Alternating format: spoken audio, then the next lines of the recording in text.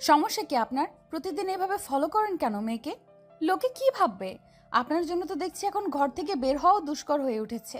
আগে আপনি নিমির বাসায় জ্বালাতেন, আর এখন রাস্তাঘাটে। ইন্দুপ্রভার কথায় লোকটার মধ্যে কোনো ভাবান্তর হলো না, বরং লোকটা ইন্দুপ্রভার হাতে থাকা বাজারের ব্যাগটা নিজের হাতে নিয়ে ইন্দুপ্রভার হাত ধরে হাঁটতে লাগলো। ইন্দুপ্রভার রাগ সপ্তম আকাশে। এই লোক কি কিছুই বুঝে না? লোকজন কিভাবে আর চোখে তাকিয়ে আছে, সেদিকে কি লক্ষ্য আছে তার? ইন্দুপ্রভা লোকটার থেকে নিজের হাত ছাড়ানোর চেষ্টা করতে লাগলো, কিন্তু ফলাফল শূন্য। বাড়ির মোড়ে আসতেই লোকটা ইন্দুপ্রভার হাত ছেড়ে দিয়ে বলে, নাও, এখন বাসায় যাও। আর হ্যাঁ, বাসা থেকে একা একা বের হবা না, সাথে ছোট ভাই বা আন্টিকে নিয়ে আসবা। আর তা না হলে আমাকে ফোন দিবা। আমার ফোন নাম্বার আছে না তোমার কাছে? আরে ধুর, আমিও না থাকবে কি করে? কাল তো নতুন সিম কিনেছি, বাকি 10টা সিম তো তোমার ব্লক লিস্টে। এই, তুমিও সিম চেঞ্জ করেছো তাই না? তাই তো বলি, নাম্বার বন্ধ কেন? ইন্দুপ্রভার মাথা ধরে গেল লোকটার বকবক শুনতে শুনতে। কোন কুলক্ষণে যে এই লোকের সাথে তার দেখা হয়েছিল! সেই 3 মাস ধরে লোকটা ইন্দুপ্রভাকে পাগল বানিয়ে ছাড়ছে। ইন্দুপ্রভা কোনো কথা না বাড়িয়ে বাজারের ব্যাগ নিয়ে বাসার দিকে যেতে যেতে বলে, আগে বাসায় যান, ডক্টর দেখান। দিনকে দিন আপনার পাগলামি বেড়ে চলছে। আপনার আম্মা জানলে কি হবে ভেবে দেখেছেন?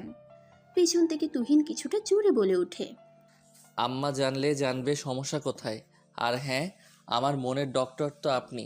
একটু চিকিৎসা করে দেখুন তো, এই হৃৎপিণ্ডটায় কি আছে যে সারাক্ষণ ইন্দুপ্রভা ইন্দুপ্রভা করে? ইন্দুপ্রভা দাঁড়িয়ে যায়। আপনার হৃৎপিণ্ডটায় আস্ত গোবর ভরা আছে, তাই ইন্দুপ্রভা ইন্দুপ্রভা করে। আর আসবেন না আমার সামনে। বারবার আপনার সামনে আসবো, আপনার বাসার সামনে এসে দাঁড়ায় থাকবো, আপনি পারলে আটকান। তুহিনের এমন গা ছাড়া কথা দেখে ইন্দুপ্রভার রাগ হলো। আপনার আম্মাকে কিন্তু আমি বলে দিব তার ছেলে শহর থেকে ডাক্তারি পড়ে গ্রামের মেয়েদের উত্ত্যক্ত করে। তুহিন ভ্রুকুটি করে জিজ্ঞেস করে, আমি আর কাকে উত্ত্যক্ত করছি? এই যে, আমি আপনার বারণ করার পরেও আমার পেছন পেছন রোজ আসেন, বাসার সামনে দাঁড়িয়ে থাকেন। আপনার জন্য যে গ্রামের সবাই আমাদের দিকে আঙুল তুলবে, এটা কি ভেবে দেখেছেন একবারও? তাহলে আমার আম্মাকে তোমাদের বাসায় পাঠাই। আপনার আম্মাকে আমাদের বাসায় পাঠাবেন কেন? কেন, আবার বিয়ের দিন তারিখ ঠিক করার জন্য? আমি অবাক হচ্ছি, আপনার মতো পাগলকে ডাক্তার হবার জন্য সার্টিফিকেট কে দিল?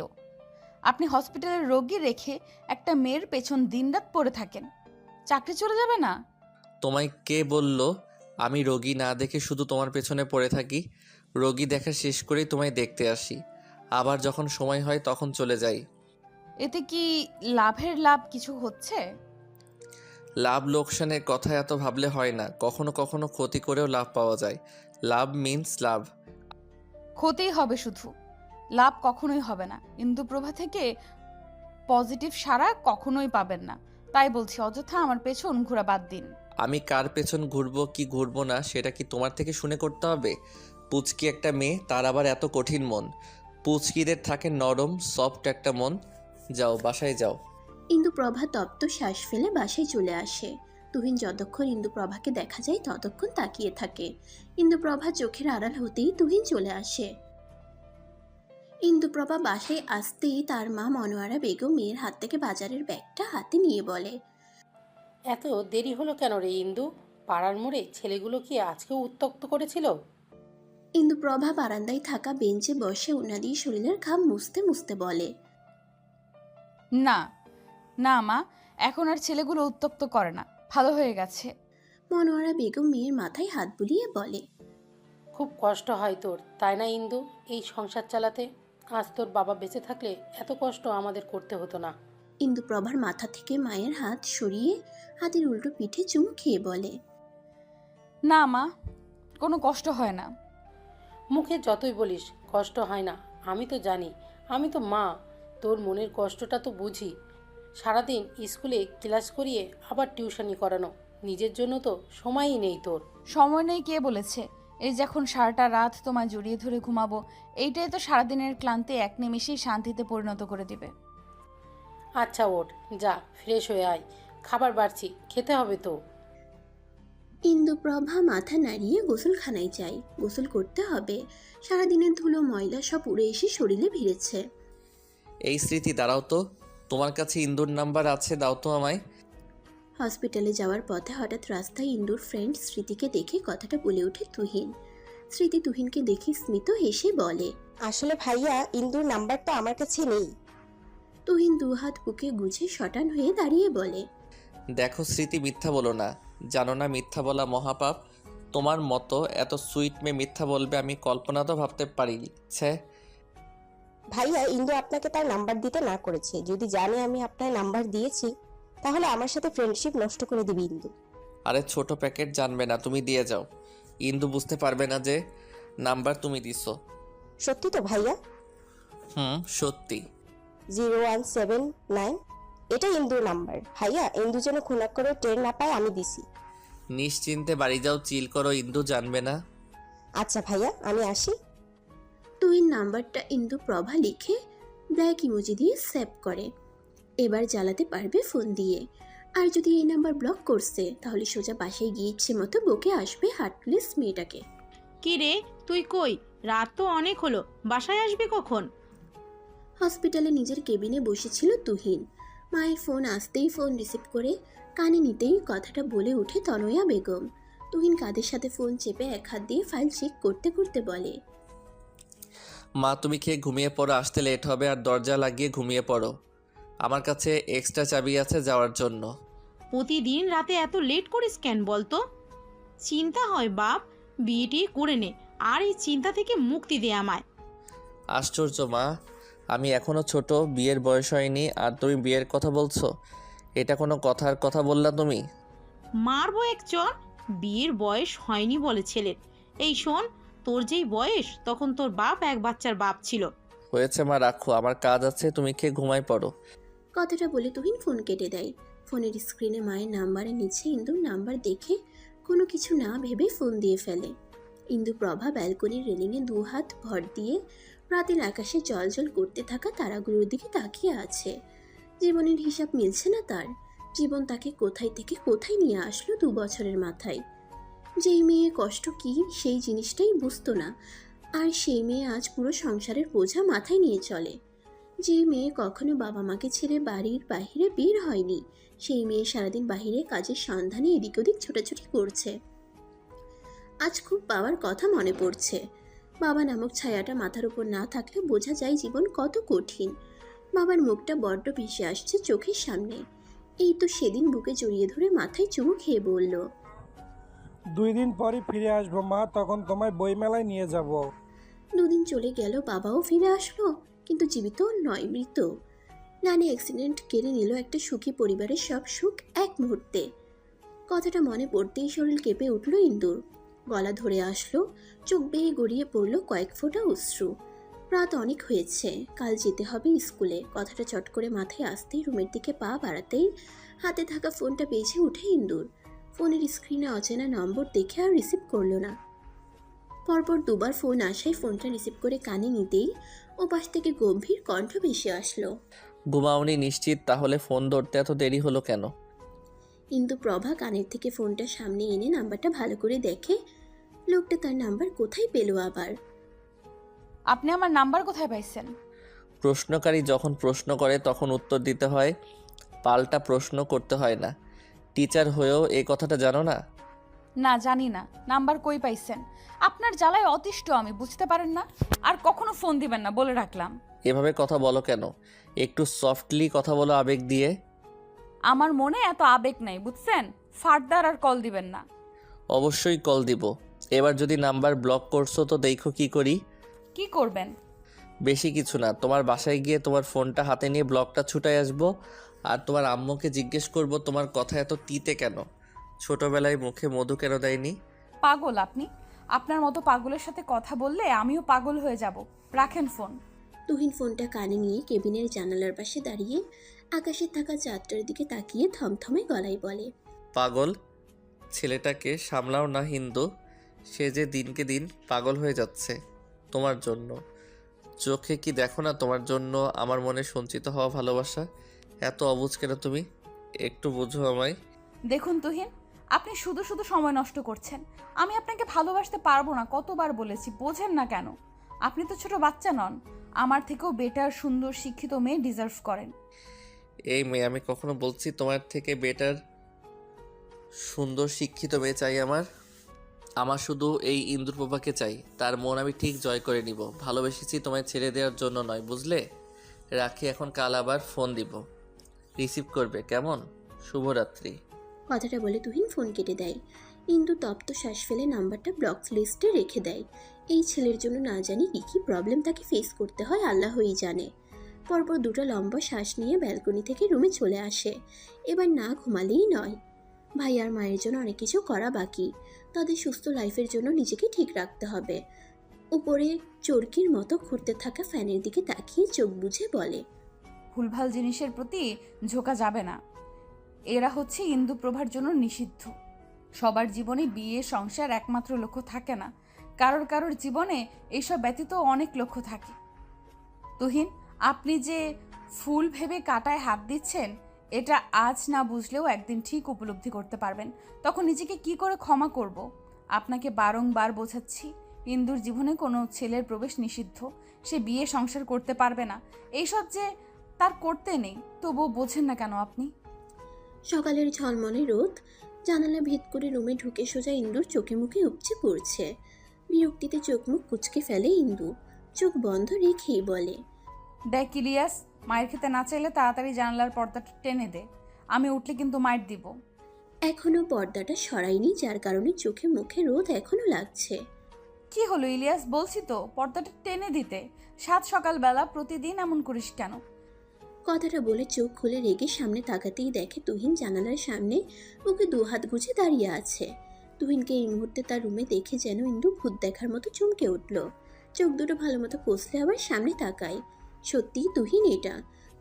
সহসা বিছানা থেকে নামলো ইন্দু, তুহিনের সামনে দাঁড়িয়ে বলে, এই, আপনি আমার বাসায় আসছেন কেন? তুহিনের সোজা সাপটা কথা। ফোন কোথায় তোমার? আমার ফোন যেখানে খুশি সেখানে থাকুক। আপনি আমার বাসায় এসেছেন কেন? তার উপর আমার বেডরুমে। ম্যানার্স শেখেননি? মা মা, এই ছেলে আমার রুমে আসলো কি করে?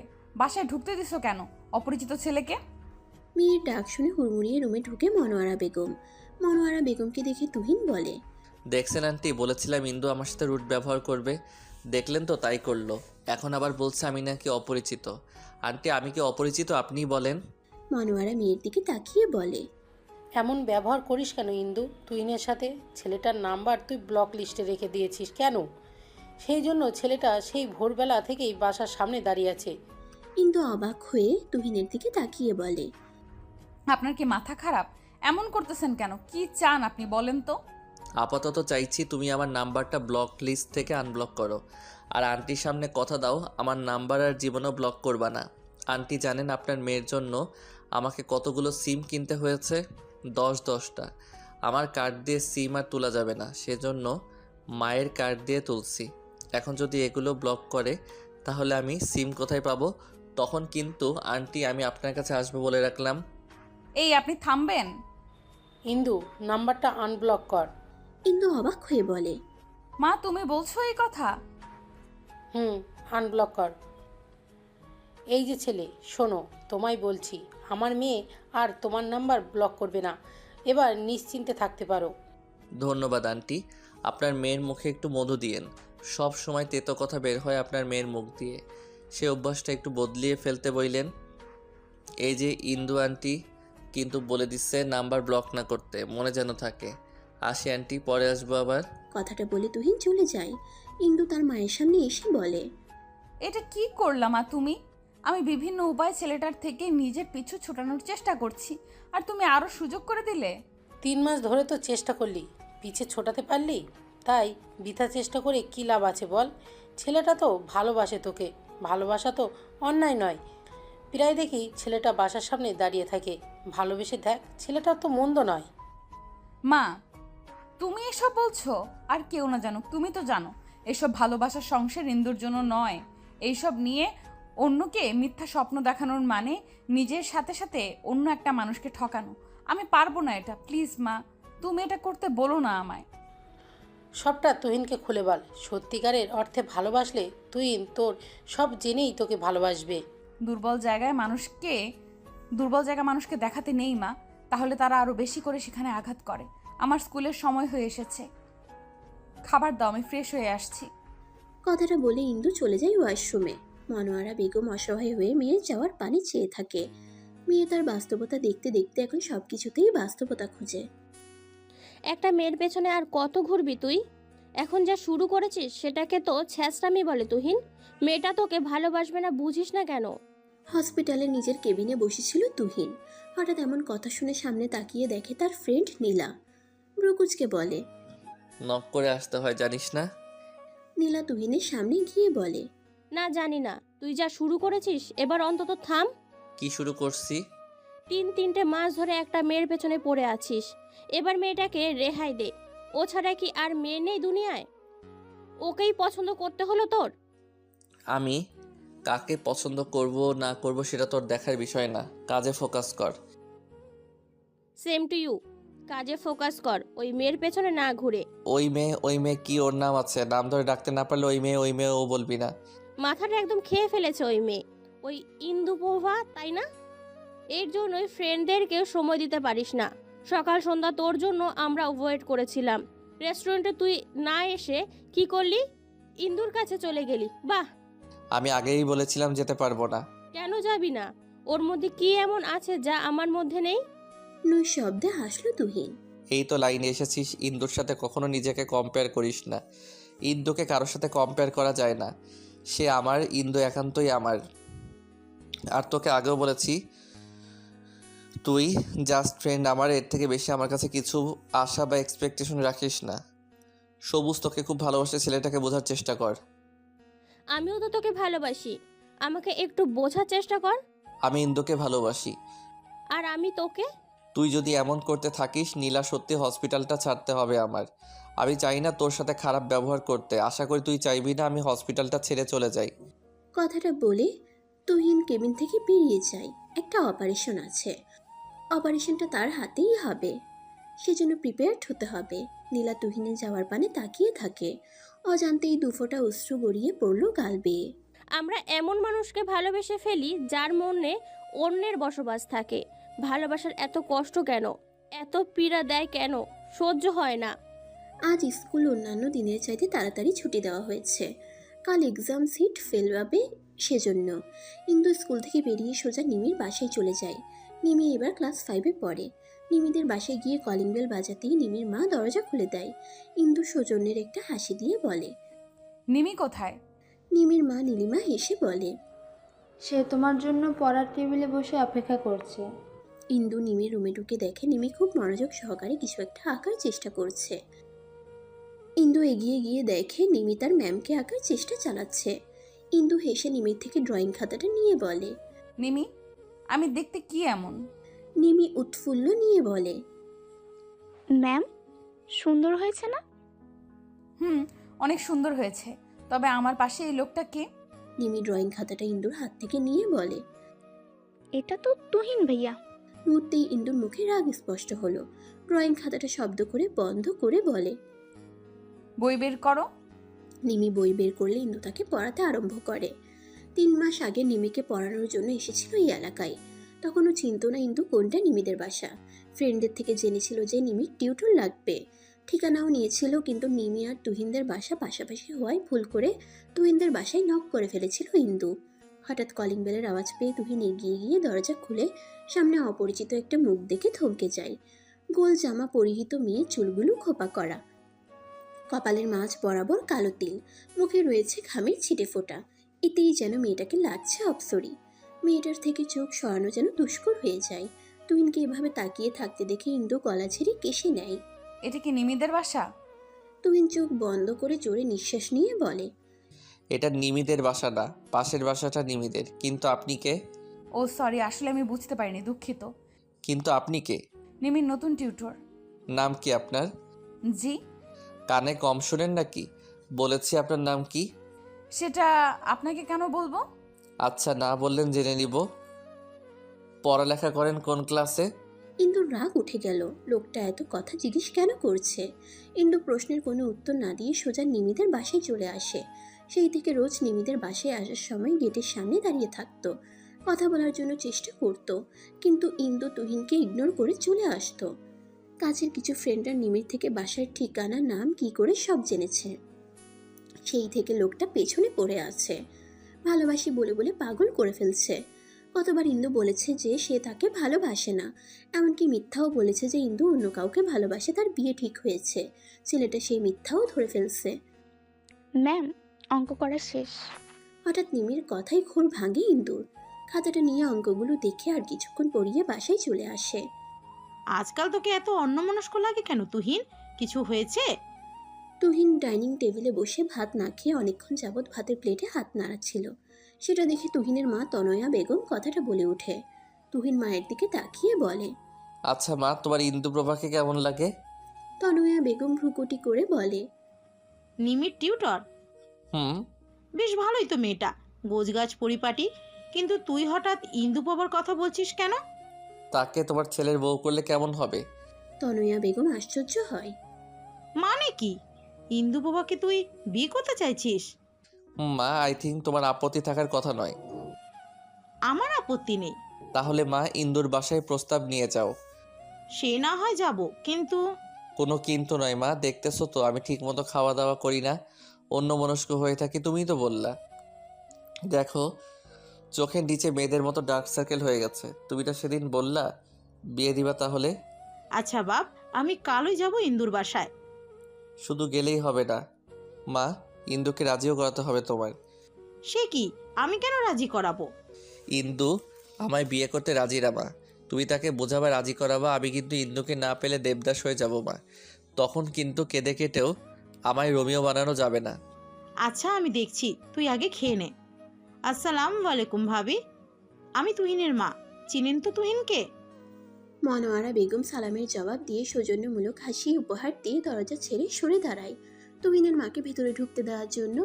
তুহিনের মা ভেতরে ঢুকে। মনোয়ারা বেগম তনয়া বেগমকে সোফায় বসতে বলে কিচেন রুমে গিয়ে হালকা নাস্তার ব্যবস্থা করতে নিলে তনয়া বেগম বাধা দেয়। মনোয়ারা বেগমের হাত ধরে বলে, আপা, আপনার সাথে আমি কিছু কথা বলতে এসেছি। বলুন, কি কথা আপা? তনয়া বেগম কিভাবে শুরু করবেন বুঝতে পারছেন না। বেশ খানিকটা সময় হাঁসফাঁস করে বলে, আপা, ইন্দুপ্রভাকে আমি আমার তুহিনের জন্য নিতে চাইছি, আপনি প্লিজ অমত করবেন না? মনোয়ারা বেগম আন্দাজ করেছিলেন যে তনয়া বেগম এমন কথাই বলবেন, কিন্তু এই কথার প্রেক্ষিতে মনোয়ারা বেগমের কি বলা উচিত সেটা তার সত্যিই জানা নাই। অতঃপর কিছু বলার জন্য উদ্যত হলে রুম থেকে ইন্দু বেরিয়ে এসে বলে, মাফ করবেন আন্টি, আপনার ছেলেকে বিয়ে করা আমার পক্ষে সম্ভব নয়। আপনার ছেলেকে আগেই বলে দিয়েছি, তবুও যে কেন বেহায়ার মতো আপনাকে পাঠালো আমার মাথায় আসছে না। কথাটা তনয়া বেগমের গায়ে লাগলেও ছেলের জন্য শুয়ে নিল। মুখে হাসির আভা ফুটিয়ে বলে, আমার ছেলেকে বিয়ে করতে তোমার অসুবিধা কোথায় ইন্দু? একটা ছেলেকে বিয়ে করতে হলে যা যা গুণ থাকা লাগে সে সবই তো আমার ছেলের আছে। ইন্দু তনয়া বেগমের দিকে তাকিয়ে গম্ভীর কণ্ঠে বলে, আপনার ছেলেকে আমার পছন্দ না আন্টি, আপনি প্লিজ এটা নিয়ে আর বাড়াবাড়ি করবেন না। আপনার ছেলেকে আমি বিয়ে করব না।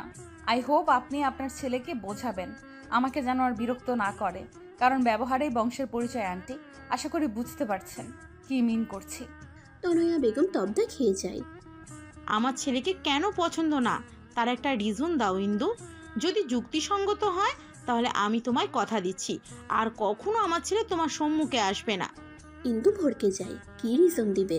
তুহিন যথেষ্ট ভালো ছেলে, তাকে অপছন্দ করার রিজন নাই বলতে গেলে। ইন্দুকে চুপ থাকতে দেখে তনয়া বেগম ফের বলে ওঠে, কি হলো, চুপ হয়ে গেলে যে? রিজন দাও। ইন্দু তার মায়ের দিকে একবার তাকিয়ে ফের তনয়া বেগমের দিকে তাকিয়ে বলে, আন্টি রিজন নেই আমার কাছে, এটা সত্যি, কিন্তু ফোর্স করে তো আর সংসার বিয়ে হয় না। আমি মন থেকে আপনার ছেলেকে বিয়ে করতে চাইছি না। আপনি তো চাইবেন না আপনার ছেলের বৈবাহিক জীবনে অসুখী থাকুক। আপনি অন্য কোনো মেয়ে দেখুন আপনার ছেলের জন্য। আমি পারবো না আপনার ছেলেকে বিয়ে করতে। কথাটা বলে ইন্দু নিজের ঘরে চলে আসে। তনয়া বেগম মনোয়ারা বেগমের দিকে তাকাতেই মনোয়ারা বেগম বলে ওঠে, আপা, তুহিনকে আমার মেয়ের জামাই হিসেবে ভালোই লাগে, কিন্তু ভালো শুধু আমার লাগলে তো চলবে না, সংসার তো করবে আমার মেয়ে। সে যদি এখন বিয়ে করতে না চায় তাহলে আমি তো জোর করতে পারি না। আপনার কথায় সম্মত পোষণ করছি আমি আপা, কিন্তু আমার ছেলেটা তার বাবা মারা যাওয়ার এতগুলো বছর পর মুখ ফুটে এই প্রথম কিছু চেয়েছে আমার কাছে। আমি আশ্বস্তও করেছি ইন্দুকে রাজি করাবো, কিন্তু আপনার মেয়ে তো রাজি হচ্ছে না। আপা সময় দিন আরও দুজনকে, আমি চেষ্টা করব ইন্দুকে রাজি করানোর। আপা, একটু দেখবেন এই ব্যাপারটা। আজ আসি। কথাটা বলে তনয়া বেগম উঠে চলে যায়। মনোয়ারা বেগম ইন্দুর ঘরে গিয়ে দেখে ইন্দু ব্যালকনিতে বসে আছে। মনোয়ারা বেগম এগিয়ে গিয়ে ইন্দুর কাঁধে হাত রাখতেই ইন্দু তড়িঘড়ি করে বাঁ হাত দিয়ে চোখের কোণে লেগে থাকা অশ্রু মুছে ফেলে। মনোয়ারা বেগম ইন্দুকে নিজের দিকে ঘুরিয়ে বলে, আর কত অশ্রু লোকানোর চেষ্টা করবি? ভালোবেসে ফেলেছিস ছেলেটাকে, স্বীকার করে নিচ্ছিস না কেন? ইন্দু মনোয়ারা বেগমের থেকে নিজেকে ছাড়াতে ছাড়াতে বলে, আমি কেন অশ্রু লুকানোর চেষ্টা করব? আর ওই ছেলেকে আমি ভালোবাসি। নাইস জোকস মা। মনোয়ারা বেগম স্মিত হাসে, মেয়ের মুখের দিকে তাকিয়ে বলে, মাকে মিথ্যা বলাও শিখে গেছিস? আমি তোর মা হই, তুই না। জন্ম আমি তোকে দিয়েছি, তুই না। কোনটা সত্যি বলছিস আর কোনটা মিথ্যে সেটা আমি খুব ভালো করেই টের পাই। ভালোবাসা অপরাধ না ইন্দু, ছেলেটা তোকে ভালোবাসে, ভালোবেসে বিধায় তার মায়েরকে আজ বিয়ের প্রস্তাব দিয়ে পাঠিয়েছে। ইন্দু তাচ্ছিল্যের সুরে বলে, সত্যিটা জানলে মা কখনো আর তার মাকে পাঠাতো না। ভালোবাসা তখন জানলা দিয়ে পালাতো। সবাই এক নাই ইন্দু, তুহিনকে বলে দেখ বিষয়টা। ইন্দু কাটকাট গলায় বলে, কোনো দরকার নেই মা। তাহলে কি এভাবেই চলতে থাকবে জীবন? যেভাবে চলছে চলুক না মা। যখন জীবনের মোড় আসবে তখন আপনা আপনি জীবন থেমে যাবে। মনোয়ারা বেগম ইন্দুর দুগাল ধরে বলে, এভাবে জীবন চলে না মা। মেয়ে হয়ে জন্মিয়েছ, বিয়ে করতেই হবে, আজ না হোক কাল। ইন্দু তার গাল ধরে রাখা মায়ের হাত দুটোর উপর হাত দিয়ে ছলছল চোখে বলে, যে মেয়ে না তার আবার কিসের সংসার, কিসের বিয়ে মা? ভুলে গেছো আমি কি? আমি একটা... পুরো কথাটা আর শেষ করতে দেয় না মনোয়ারা বেগম, মেয়েকে বুকে চেপে ধরে। ইন্দু মায়ের বুকে ঠাই পেয়ে ফুপিয়ে কেঁদে ওঠে। মেয়েকে কি বলে সান্ত্বনা দিবে তার জানা নেই। একটা মূলকে আঁকড়ে ধরে আছে, মেয়ের মাথায় হাত বুলিয়ে বলে, তুই ওটা নো সিন্ধু, কতবার বলবো তোর সব কিছুই তো আর সব মেয়েদের মতো, তাহলে কেন বারবার নিজেকে এটা বলিস? ইন্দু মায়ের বুক থেকে মাথা সরিয়ে স্মিত হেসে বলে, আমাকে সান্ত্বনা দিচ্ছ মা? সংসার করো আর সান্ত্বনা নিতে ইচ্ছে করে না? বিশ্বাস করো আর সান্ত্বনা নিতে ইচ্ছা করে না? আমি যদি সত্যি মেনে নিতে পারি, তুমি কেন মেনে নিচ্ছ না? আমার যেসব কন্ডিশন তাতে ওটার সাথে তুলনা করা, আর আমি জেনে শুনে একটা ছেলেকে ঠকাতে পারবো না মা। কথাটা বলে ইন্দু আকাশের পানে চায়। পাশের রুম থেকে হঠাৎ ইলিয়াসের ডাক আসতেই মনোয়ারা বেগম শাড়ির আঁচল দিয়ে চোখের পানি মুছে মেয়ের পানে চেয়ে চলে যায়। ইন্দু ব্যালকনির রেলিং ধরে নিচে বসে পড়ে। দম বন্ধ হয়ে আসছে তার। আর 5টা মেয়ের মতো স্বাভাবিক জীবন দিলে কি এমন ক্ষতি হতো স্রষ্টার? যতই নিজেকে শক্ত করে করতে চাই, ততবারই তুহিন নামক ঝড় এসে তাকে নড়বড়ে করে দিয়ে যায়। লোকটার ভালোবাসা স্বীকার করার ক্ষমতা তার নেই। আর লোকটাকে সত্যি বলে দিলে লোকটা নিশ্চয়ই ঘৃণা করবে। আর সবার মতো কথাগুলো ভেবে ইন্দু নীরবে অশ্রু বিসর্জন দেয়। না জানি আর কত কি সহ্য করতে হবে। মা ইন্দুকে নিশ্চয়ই রাজি করিয়ে ফেলছো তাই না?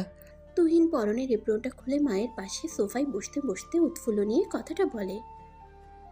তনোয়ারা বেগম সোফা থেকে উঠতে উঠতে বলে, রাজি হয়নি ইন্দুপবা, সে বিয়ে করবে না তোকে। মুহূর্তেই চোখ মুখে আধার নেমে আসে তুহিনের। মেয়েটা এমন কেন? মুখে তবুও হাসি এনে তুহিন বলে, আমি বলেছিলাম না মা, ইন্দু রাজি হবে না, রাজি করাতে হবে। তনয়া বেগম ঘুরে ছেলের পানে চেয়ে নির্বিকারে বলে, জোর করে রাজি করানো যায় না তুহিন। ইন্দু ডিরেক্টলি বলে দিচ্ছে যে তোকে ভালোবাসে না, আর বিয়ে তো দূরে থাক। কিন্তু মা, আমি তো ইন্দুকে ভালোবাসি, আমার ভালোবাসার কি মূল্য নেই? তনয়া বেগম ছেলের কাঁধে হাত রেখে বলে, একতরফা ভালোবাসার মূল্য নেই তুহিন। তুই ভালোবাসলেও ইন্দু ভালোবাসে না। ভালোবাসা না থাকলে তো আর সংসার হয় না। তুহিন সোফা থেকে উঠতে উঠতে কাটকাট গলায় বলে, দেখো মা, আমি ঠিক ইন্দুর মন জয় করে নিব, তাকে ঠিক রাজি করাবো আমায় ভালোবাসার জন্য। একদিন সে নিজের মুখে বলবে সে আমায় ভালোবাসে, দেখে নিও। আর কোনো মেয়ে নেই পৃথিবীতে? ইন্দুকে কেন ভালোবাসতে হলো? ভালোবাসা কি আর বলে কই আসে মা? আমার শুধু ইন্দুকে চাই, অন্য কাউকে না। কথাটা বলে তুহিন চলে যায় নিজের রুমে। তনয়া বেগম ছেলের যাওয়ার পানে চেয়ে তপ্ত শ্বাস ফেলে। এই মেয়ে, আমার মায়ের কাছে এটা বলেছো কেন যে তুমি আমায় বিয়ে করতে পারবে না? ইন্দু স্কুলে যাচ্ছিল হেঁটে, হঠাৎ এমন কথা কর্ণকুহর হতে থেমে যায়। পেছনে ঘুরে তুহিনের দিকে চেয়ে বলে, যা সত্যি সেটাই বলছি। আপনাকে কেন আমি বিয়ে করতে যাব? I don't like you. Tuhin দুহাত কোমরে দিয়ে ভ্রুকুটি করে বলে। আই ডোন্ট লাইক ইউ কথাটাকে কি অন্যভাবে বলা যায় না? ডোন্টটা বাদ দিয়েও তো বলতে পারতা যে আই লাইক ইউ।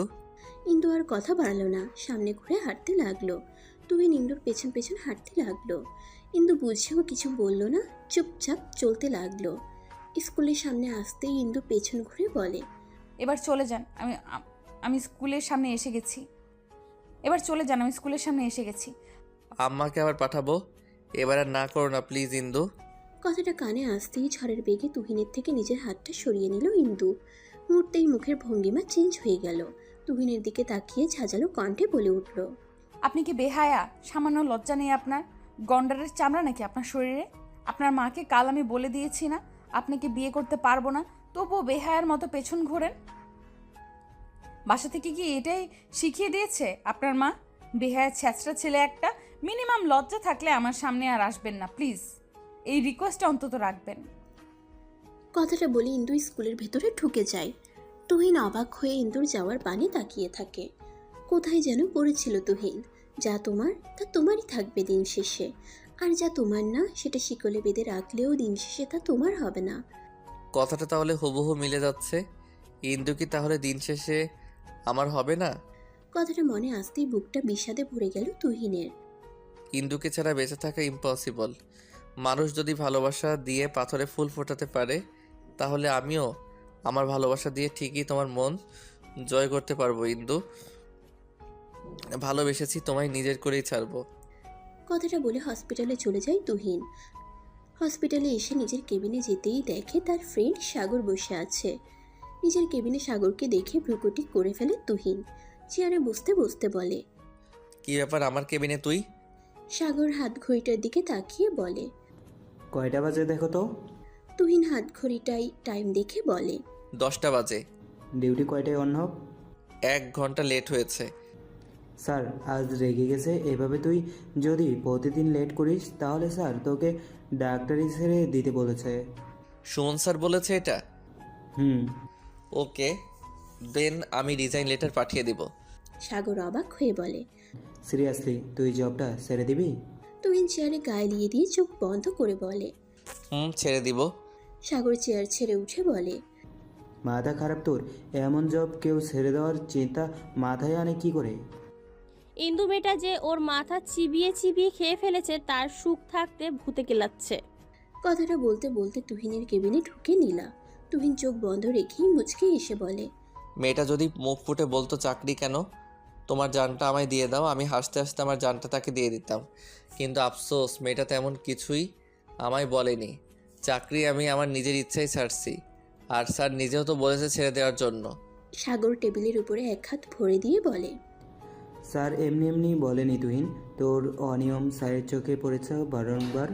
একটা মেয়ের পেছনে পড়ে কি থেকে কি হয়ে গেছিস। একবার নিজেকে আয়নায় দাঁড় করিয়ে ভাবতো ভালোবাসা অন্যায় নয়, কিন্তু একপক্ষিক ভালোবাসা মারাত্মক ক্ষতি করে।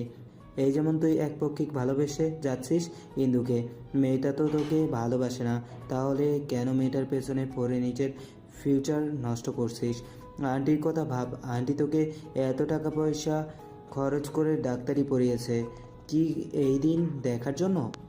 তুহিন বসা থেকে উঠে দাঁড়ায়, নিজেকে দেখিয়ে বলে, আচ্ছা দেখো তো আমি কি দেখতে শুনতে খারাপ, চেহারা বাজে? এটা কেমন কথা বলছিস তুই? আমাদের ফ্রেন্ড সার্কেলের মধ্যে সবচেয়ে সুদর্শন পুরুষ তুই। তাহলে ইন্দু কেন ভালোবাসে না আমায়? নীলা অন্য মনস্ক হয়ে বলে, ইন্দু মেয়েটা যে ওর মাথা চিবিয়ে চিবিয়ে খেয়ে ফেলেছে তাই সুখে থাকতে ভূতে কিলাচ্ছে। তোর চেহারার ব্যক্তিত্ব সব সৌন্দর্য, কিন্তু যারা ভালোবাসা পাওয়ার জন্য মানুষের কাছে ছ্যাঁচড়া বেহায়া হয়ে যায় তাদেরকে মূলত বেহায়া হওয়ার কারণেই ভালোবাসে না মানুষ। উদার হওয়া নিশ্চয়ই দিতে হবে না। কথাটা বলে নীলা বেরিয়ে যায় কেবিন থেকে।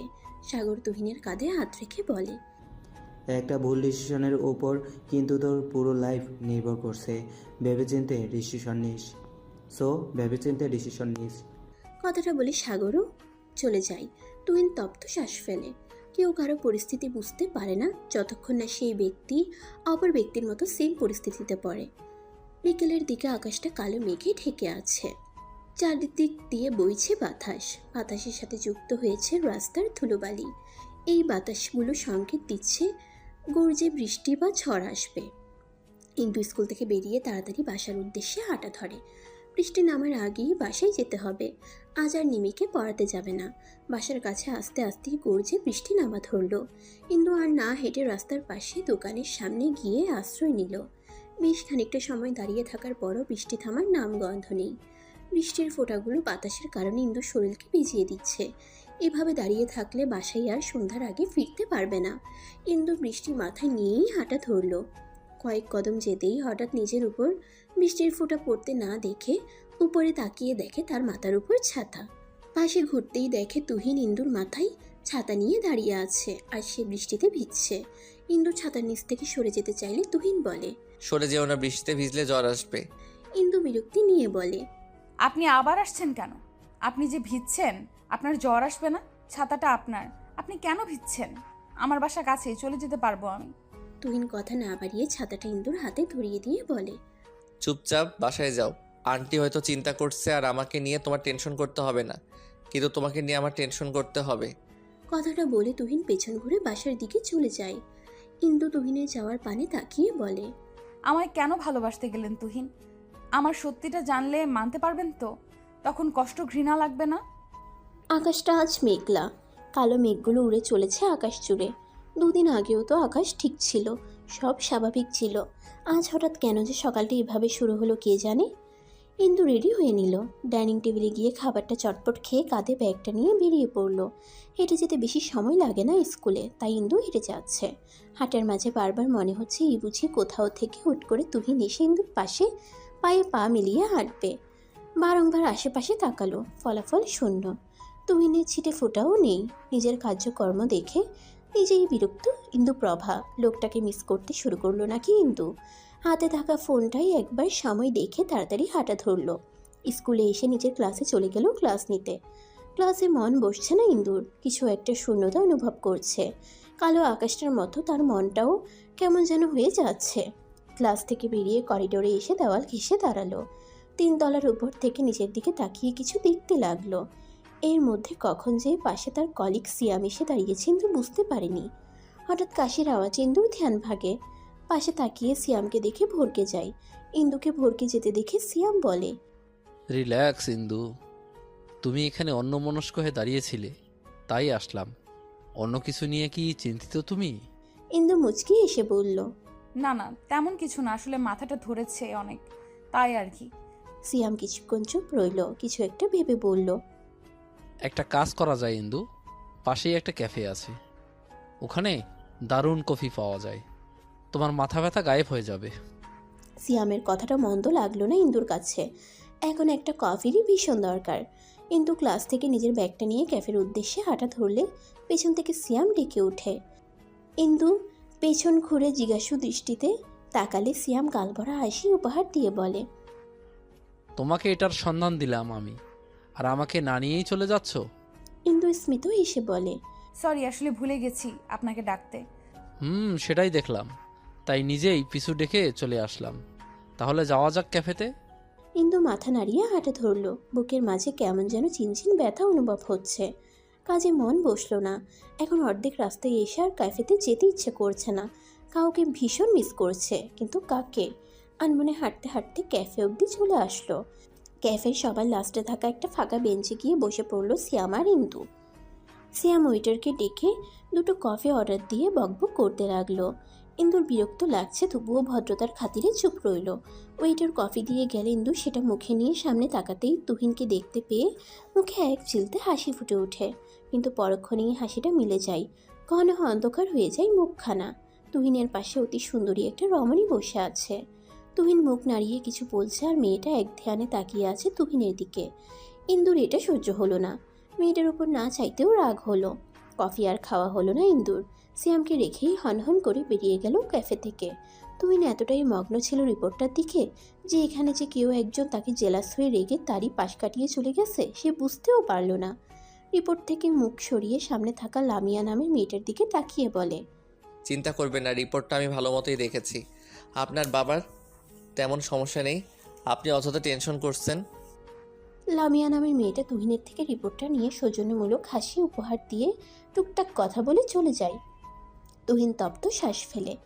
একটা সপ্তাহ ধরে তার উপর দিয়ে কাজের প্রেশার যাচ্ছে অনেক। তার উপর এই মেয়ে বারবার ফোন দিয়ে বাবাকে অযৌক্তিক টেনশন সময় বের করে এসে বুঝিয়ে বলতে হলো শুধু শুধু টেনশন করছো। ইন্দুকে দেখা হয় না 7টা দিন ধরে। মেয়েটা নিশ্চয়ই খুশি হচ্ছে। এদিকে তুহিন যে ইন্দুকে দেখতে না পেয়ে দহনে পড়ছে সেটা যদি মেয়েটা একটু জানতো। ইন্দু আর স্কুলে গেল না। বাসা যাবার পথে একটা খোলা প্রান্ত মাঠ পড়ে। সে উদ্যান মাঠে গিয়ে একটা গাছের তলায় বসলো। ফোন বের করে সময় দেখে নিল। স্মৃতিকে বলেছিল এখানটায় আসতে, মেয়েটা আসছে না দেখে বিরক্ত লাগছে। মিনিট 10 বসে অপেক্ষা করলো। এর মধ্যে স্মৃতিও চলে আসলো। স্মৃতি ইন্দুর পাশে বসে বলে, কি ব্যাপার ম্যাডামের আজ আমার কথা মনে পড়লো যে? ইন্দু দৃষ্টি সামনে রেখেই জবাব দেয়, আচ্ছা স্মৃতি, আমরা মানুষগুলো এমন কেন? স্মৃতি জিজ্ঞাসু দৃষ্টি নিয়ে বলে, কেমন? ইন্দু এবার নড়ে চড়ে বসলো। শুকনো ঠোঁটটা জিহ্বা দিয়ে ভিজিয়ে নিল। পরপর লম্বা শ্বাস নিয়ে বলল, প্লিজ খ্যাপাস না আমায়। আচ্ছা বল। আজ তুহিন নামের ছেলেটার সাথে একটা মেয়েকে দেখে বুকের ভেতরটায় কেমন যেন ব্যথা করলো। স্মৃতি স্মিত হাসলো ইন্দুর কথা শুনে। ইন্দুর পিঠে হাত দেয়। স্মৃতি ইন্দুর ভাবসাব দেখে কিছুটা আন্দাজ করতে পেরে বলে, মানুষ বড়ই বিচিত্র প্রাণী। এদের মনে কি থাকে এরা নিজেরাই বুঝতে পারে না। তবে যাই বলিস, তুহিন ছেলেটা কিন্তু দারুণ। অন্যান্য ছেলের থেকে ব্যতিক্রম কিছুটা। মুহূর্তেই ইন্দুর মুখের ভাবভঙ্গি পরিবর্তন হয়ে যায়। মনে পড়ে ক্যাফের ঘটনা। বসা থেকে উঠে দাঁড়ায়। কাঁধের ব্যাগটা শক্ত করে ধরে বলে, সব ছেলে এক, পাত্তা না পেলেই নতুন মেয়ের পেছন ঘোরা শুরু করে। তুই বাসায় চলে যা। কথাটা বলে ইন্দু হাঁটা ধরে। হঠাৎ রেগে যাওয়ার বিষয়টা বুঝলো না স্মৃতি। এই যে আমরা মানুষকে ভালোবেসে গ্রহণ করতে পারি না, আবার তাদেরকে অন্য কারোর সাথে দেখলে রাগ করে বসি। এই মেয়ে কবে যে নিজের ভালো বুঝবে কে জানে। তুহিন আজ তাড়াতাড়ি কাজ সেরে বিকেলেই হসপিটাল থেকে বেরিয়ে পড়ে। ফোনের লক খুলে সোজা ইন্দুর নাম্বারে কল লাগায়। মেয়েটাকে দেখে না 2 দিন ধরে। ইন্দু বিছানায় অন্যমনস্ক হয়ে বসেছিল। ফোনে রিংটোন বেজে ওঠায় ফোনের স্ক্রিনে নাম্বারটা ভালো মতো না দেখি ফোন রিসিভ করে হ্যালো বলতেই ওপাশ থেকে তুহিন বলে ওঠে, ইন্দু তুমি কি একটু নিচে আসতে পারবা? আমি তোমার বাসার নিচে দাঁড়িয়ে। ইন্দু বিছানা থেকে উঠে হন্তদন্ত হয়ে ব্যালকনিতে আসে। নিচের দিকে তাকিয়ে দেখে তুহিন ফোন কানে নিয়ে তার দিকে তাকিয়ে আছে। আপনি আসছেন কেন আমার বাসার সামনে? বলেছিলাম না না আসতে। তর্ক করার মুড নেই, নিচে আসো, খুব দরকার। আসতে পারবো না। তেরামি করতেছো কেন? নিচে আসো, 2 দিন দেখিনি, পাগল পাগল লাগছে। ইন্দু ভেঙচি কাটলো। পাগল পাগল লাগবে কেন? ক্যাফেতে কি ভালো লাগেনি? সুন্দরী রমণীর সামনে বসে ড্যাব ড্যাব করে তাকিয়েছিল, ভালো লাগেনি? তুহিন ইন্দুর কথার মানে বুঝলো না। ক্যাফের কথা মনে হতেই কালকের কথা মনে পড়লে কাল লামিয়া নামের মেয়েটার সাথে ক্যাফেতে ছিল। তার মানে ইন্দু সেখানে ছিল। আচ্ছা মেয়েটা কি কোনোভাবে জেলাস? কথাটা মনে আসতেই মুখে হাসি ফুটে উঠল। যাক, এবার তাহলে একটা পথ পেয়েছে। হ্যাঁ, মেয়েটা বেশ সুন্দরী ছিল। আচ্ছা, তোমার যেহেতু আসতে সমস্যা, তাহলে লামিয়াকে ডেকে নিয়ে যাচ্ছি। মেয়েটা হেল্প করতে পারবে আমার। তোমার তাহলে আসতে হবে না। কি হেল্প বলেন, করে দিচ্ছি। নিচে না আসলে বলবো কিভাবে? রেডি হয়ে আসবে। আমি রেডি। আচ্ছা নিচে আসো। ইন্দু আচ্ছা বলে ফোন কেটে দেয়। তুহিন হাসে। মেয়েটা আপন করে নেয় না, আবার কারোর সাথে দেখলে মেনেও নিতে পারে না। মেয়েদের জাতীয় স্বভাব বুঝি এটাই। কি হেল্প করা লাগবে বলেন। তুহিন উপর থেকে নিচে অবধি ইন্দুপ্রভাকে পরখ করে নিল। বুকে হাত গুজে বলে, তোমার সাথে সাথে চলে আসলে নট ব্যাড, একটু হলেও মনে জায়গা করে নিতে পেরেছি, তাই তো? ইন্দু বিরক্ত হলো নিজের করা কাণ্ড কারখানা দেখে। লোকটার কথাই এসেও বিপাকে পড়েছে। আচ্ছা আমি তাহলে চলে যাচ্ছি। কথাটা বলে ইন্দু চলে যেতে নিলে তুহিন বলে ওঠে, যেও না ইন্দু, 7টা দিন দেখিনি, একটু দাঁড়াও, তোমায় দেখে চোখের তৃষ্ণা মিটাই। ইন্দু দাঁড়িয়ে গেল। পেছনে ফেরার সাহস হয় না। লোকটাকে সেদিন কত কিছু বলল, তবুও লোকটা আবার এসেছে। নিজেকে শক্ত করলো ইন্দু। পেছন ঘুরে তুহিনের মুখোমুখি দাঁড়িয়ে বলে, আপনি কতটুকু ভালোবাসেন আমায়? তুহিন হাসলো, নির্বিকারে জবাব দিল, ভালোবাসা কি পরিমাপ করা যায় আদৌ? এই যে তুমি কি কখনো মাটি থেকে আকাশের মাঝে যে ব্যবধান, সেটা পরিমাপ করতে পারবে? এটার সাথে ওটার তুলনা কিভাবে হয়? এই যে তুমি প্রশ্ন করছো তোমায় আমি কতটা ভালোবাসি, মাটি থেকে আকাশের মাঝে যেটুকু ব্যবধান, আমি সেইটুকুই ভালোবাসি তোমায়। শোনেন, আমি আপনাকে একটা কথা বলবো। আমার মনে হয় কথাটা শুনলে আপনি আর আমার পেছন ঘুরে সময় নষ্ট করবেন না। তুহিন ভ্রুকুটি করে। কি কথা? কাল ফ্রি আছেন? হ্যাঁ। তাহলে বিকেল 3টায় আমার স্কুলের সামনে দাঁড়িয়ে থাকবেন। আমার ব্যাপারে আপনাকে আমি সব বলবো। এরপর আর জীবনেও আপনি আমার সামনে আসবেন না। তুহিন মুখটা থমথমে করে বলে, তাহলে আর বলার দরকার নেই। দরকার আছে তাই চাইছি। আপনি চলে আসবেন ঠিক সময়। এখন আসি। কথাটা বলে ইন্দু চলে যায়। শুধু শুধু ছেলেটাকে এভাবে কষ্ট দেওয়ার মানে হয় না। ছেলেটা সাময়িক কষ্ট পেলেও কিছু করার নেই। তুহিন ঠাই দাঁড়িয়ে ইন্দুর যাওয়া দেখলো। ইন্দু চোখের আড়াল হতেই এলোমেলো পায়ে হেঁটে বাসায় আসলো। কাল গিয়ে এমন ইন্দুর ব্যাপারে সত্যি বলবে ইন্দু? এমন কোনো সত্যি শুনতে চায় না তুহিন, যেটাই তাদের মাঝে দূরত্ব বাড়বে। ইন্দু বাসায় আসতেই ইন্দুর মা মনোয়ারা বেগম বলে ওঠে, বলে দিয়েছো সব? ইন্দু সোফায় বসে পড়ল। সোফায় গায়ে দিয়ে চোখ বন্ধ করে বলল, সাহস পাইনি মা বলার। কাল আসতে বলেছি। কাল যে করেই হোক বলতে হবে। ওনার এমন পাগলামি ভালো লাগছে না। সামনে থাকলে দূরে সরিয়ে দিতে ইচ্ছে করে, আবার চোখের আড়াল হলে পাগল পাগল লাগে। আমি বড্ড ক্লান্ত হয়ে গেছি মা। মনোয়ারা বেগম মেয়েকে জড়িয়ে ধরলেন। মেয়ে যে তুহিনকে ভালোবেসে ফেলছে এটা বুঝতে অসুবিধা হলো না। সামনে কি অপেক্ষা করছে কেউ জানে না। ভেঙে পড়ো না মা, সব ঠিক হবে। তুহিন বুঝবে তোমাকে। আমি দেখেছি ছেলেটা তোমায় কতটা ভালোবাসে। ওই তো সেদিন তার নম্বর ব্লক করেছিলে দেখে ভোরবেলা থেকে তুহিনকে বাসার সামনে দাঁড়িয়ে থাকতে দেখেছিলাম। অনেকক্ষণ দেখার পরই আর না পেরে আমি নিজেই চলে যাই নিচে। তুহিনের সামনে দাঁড়িয়ে বলি, তুমিই তুহিন? ইন্দুর মাকে আকস্মিক সামনে দেখে কিছুটা ভড়কে যায় তুহিন। নিজেকে সামলিয়ে বলে, আসসালামু আলাইকুম আন্টি, আপনি ঠিক ধরেছেন, আমি তুহিন। তুমি সেই ভোরবেলা থেকে এখানে দাঁড়িয়ে আছো কেন? সমস্যা কি তোমার? আসলে আন্টি আপনার মেয়েটা না আমায় বুঝতেই চায় না। কাল পই পই করে বলে দিয়েছি নাম্বার ব্লক করতে না, তবু ব্লক করে রেখে দিছে। সেজন্য দাঁড়িয়ে আছি। ইন্দুকে ভালোবাসো? ভীষণ ভালোবাসি আন্টি। এখানে দাঁড়িয়ে না থেকে বাসায় চলো। আপনাদের বাসায় আন্টি? হুম। আন্টি কিন্তু রাগ করবে। করলে আমি আছি তো, সামলে নিব। শিওর? হুম। ইন্দু মাথা তুলে তাকাই। মায়ের দিকে তাকিয়ে বলে, মা তুহিন যদি আমায় ঘৃণা করে তখন কি করব আমি? ঘৃণা কেন করবে? আর ঘৃণা করলে বুঝবি তোর মা মিথ্যা ছিল। কেউ কি চাইবে মা সে বাবা মা না হয়ে সারা জীবন পড়ে থাকতে? সবার ভেতরেই বাবা মা হবার ইচ্ছে থাকে, তুহিনেরও আছে। কাল বলে দেখ সত্যিটা। আর এসব নিয়ে টেনশন করিস না। একদম যা হবে ভালোর জন্যই হবে। যা রুমে গিয়ে রেস্ট নে। ইন্দু তপ্ত শ্বাস ফেলে নিজের রুমে চলে গেল। এদিকে তুহিন এক দণ্ড স্থির হয়ে বসে থাকতে পারছে না। ইন্দু কি এমন বলতে পারে, কথাটা বারবার মাথায় ঘুরপাক খাচ্ছে। সময়টা মনে হচ্ছে যেতেই চাচ্ছে না। কোনো রকমে রাত পার করলো তুহিন। সকালে তড়িঘড়ি করে কিছুটা মুখে নিয়ে হসপিটালে গেল। সেখানে হাতের কাজ সেরে দুপুরেই বেরিয়ে পড়ে। ইন্দুর স্কুলের সামনে এসে দাঁড়িয়ে থাকে। প্রায় ঘন্টা দুয়েক পর স্কুলের ছুটির ঘন্টা বাজতেই যেন তুহিনের হৃৎপিণ্ডটা কেঁপে উঠল আচমকা। সামনে তাকাতেই দেখে ইন্দু আসতেছে। তুহিন এক ঢোক গিলে। ইন্দু তুহিনের সামনে এসে দাঁড়ায়। এক পলক তুহিনের দিকে তাকিয়ে চোখ নিচে নামায়।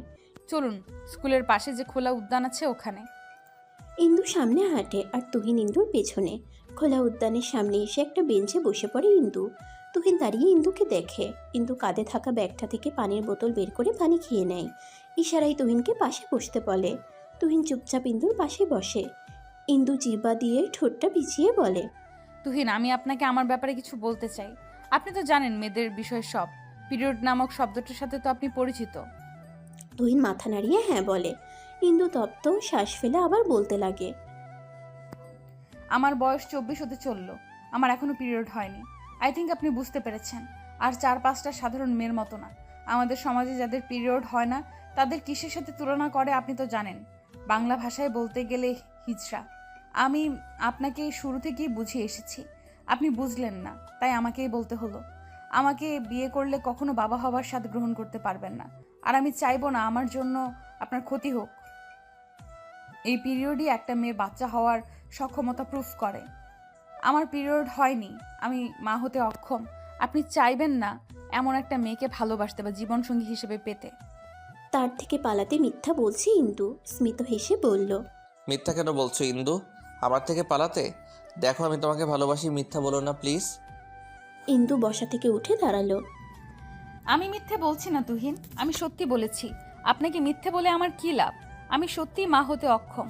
মা হবার মতো অ্যাবিলিটি আমার নেই। সৃষ্টিকর্তা সেই সুযোগ আমায় দেয়নি। তুহিন নির্বাক, কি বলা উচিত মাথায় আসছে না। মেয়েটা মা হতে অক্ষম? পিরিয়ড না হলে তো মা হওয়া ইম্পসিবল। এমনি অন্য সমস্যা থাকলে চিকিৎসা করে না হয় সারানো যেত, কিন্তু পিরিয়ড এটা কি করে ঠিক করা যায়? আমার না হয় বাচ্চা অ্যাডপ্ট করবো ইন্দু। তুহিনের চোখে মুখে অসহায়ত্ব। ইন্দু তাচ্ছিলের হাসি মুখে এনে বলে, জীবনটা কোনো সিনেমা না বা গল্প না তুহিন, আবেগ দিয়ে জীবন চলে না। বাচ্চা অ্যাডপ্ট আর নিজের বাচ্চা এক হয় কখনো? আমার সমস্যা আপনার তো না। আপনি অন্য কাউকে বিয়ে করলে বাবা হতে পারবেন, আর আমাকে করতে চাইলে সারা জীবন আফসোস করতে করতে পার করতে হবে। লাস্টবারের মতো কিছু চাইবো, দিবে ইন্দু? ইন্দু ভ্রুকুটি করে বলল, কি? একটুখানি জড়িয়ে ধরতে চাই, প্লিজ না করো না। কথাটা বলে তুহিন ইন্দুর উত্তরের অপেক্ষা করলো না, ইন্দুকে জড়িয়ে ধরল। ইন্দু চোখ বন্ধ করে ফেলল, দুফোঁটা অশ্রু গড়িয়ে পড়ল চোখের কার্নিশ পেয়ে। মিনিট 5 পর তুহিন ইন্দুকে ছেড়ে দিল। ইন্দুর চোখে মুখে আশ্রে পড়া চুলগুলো আলতো হাতে কানের পেছনে গুজে দিয়ে কপালে উষ্ঠ ছুঁয়ে দিয়ে বলে, সাবধানে বাসায় যাবে, ভালো থেকো। কথাটা বলে তুহিন চলে যায়। তুহিনের যাওয়ার পানে ইন্দু তাকিয়ে থাকে। নিজের ভাগ্য নিয়ে আজ নিজেরই উপহাস করতে ইচ্ছে করছে। খুব কান্না করতে ইচ্ছে করছে ইন্দুর। চিৎকার করে কান্না করলে হয়তো মনের ভেতরে থাকা কষ্টগুলো একটু বেরিয়ে আসতো, আর 5টা মেয়ের মতো স্বাভাবিক হলেও তো পারত। তুহিনও বুঝলো না, মা তার মানে ভুল ছিল। তুহিনের ভালোবাসা কর্পূরের মতো উবে গেছে সত্যিটা শোনার পর। কোনো ছেলের পক্ষে তো সম্ভব না এমন মেয়ে বিয়ে করা। তুহিনের দোষ নেই এখানে। কথাগুলো আনমনে ভেবে এলোমেলো পায়ে বাসার পথে হাঁটা ধরল ইন্দু। কয়েকদিন কষ্ট হবে, তারপর সব ভুলে আবার নতুনভাবে বাঁচবে সবাই। চারদিকে আধার নেমে এসেছে। শীতকাল 5টা বাজতে না বাজতেই চারদিকে আধার ঘনিয়ে আসে। মসজিদের মাইক থেকে আজান ভেসে আসছে। খোলা উদ্যান মাঠটায় বসে থাকতে থাকতে কখন যে সন্ধ্যা নেমে এসেছে বুঝতে পারিনি ইন্দু। কাঁধের ব্যাগটা ভালো করে কাঁধে নিয়ে বাড়ির মুখে হাঁটা ধরলো। হাঁটতে গিয়ে বুঝলো তার পা আর চলছে না, ক্রমশ দুর্বল হয়ে পড়ছে, হাঁটার শক্তি পাচ্ছে না। কোনো রকম থেমে থেমে বাসা অবধি চলে হেঁটে আসলো। সদর দরজায় আসতেই দেখে মনোয়ারা বেগম ইন্দুকে দেখা মাত্রই ছুটে চলে আসে। মেয়ের বিধ্বস্ত চেহারা দেখে বুকটা মুচড়ে উঠল। তাহলে কি সে ভুল ছিল? চোখ ফুলে গেছে, দেখেই বোঝা যাচ্ছে অনেকক্ষণ কেঁদেছে মেয়েটা। মনোয়ারা বেগম জড়িয়ে ধরল মেয়েকে। বেশ কিছুক্ষণ জড়িয়ে ছেড়ে দিয়ে মেয়ের মুখ 2 হাতের মধ্যে নিয়ে বলে, এমন বিধ্বস্ত লাগছে কেন? তুহিন ফিরিয়ে দিয়েছে? ইন্দু মুখ থেকে তার মায়ের হাত সরিয়ে বলে, কোন ছেলে এমন মেয়েকে অ্যাকসেপ্ট করে? কথাটা বলে মনোয়ারা বেগমকে কথা বলার সুযোগ না দিয়ে নিজের রুমে চলে যায় ইন্দু। মেয়েকে একা থাকতে দেওয়া শ্রেয় বলে আর আটকায়নি মনোয়ারা বেগম। ইন্দু রুমে এসে ব্যাগটা টেবিলে রেখে ওয়াশরুমে ঢুকে ক্ষণে ক্ষণে কান্নাগুলো উপচে বেরিয়ে আসতে চাইছে। না, এবার আর কাঁদল না ইন্দু, যত সম্ভব নিজেকে আটকালো।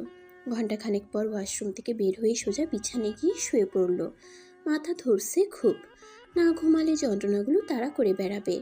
মনোয়ারা বেগম রাতের দিকে মেয়ের রুমে আসেন খেতে ডাকার জন্য, কিন্তু ইন্দু না করে দেয়, তার খেতে ইচ্ছে করছে না। মনোয়ারা বেগম তপ্ত শ্বাস ফেলে। মেয়েটার জীবনে সুখেরা ধরা দিবে কবে জানা নেই। তুহিনের চোখে অসীম ভালোবাসা দেখেছিল ইন্দুর জন্য, সেগুলো মিথ্যা হয়ে গেল সব তাহলে। May I come in sir?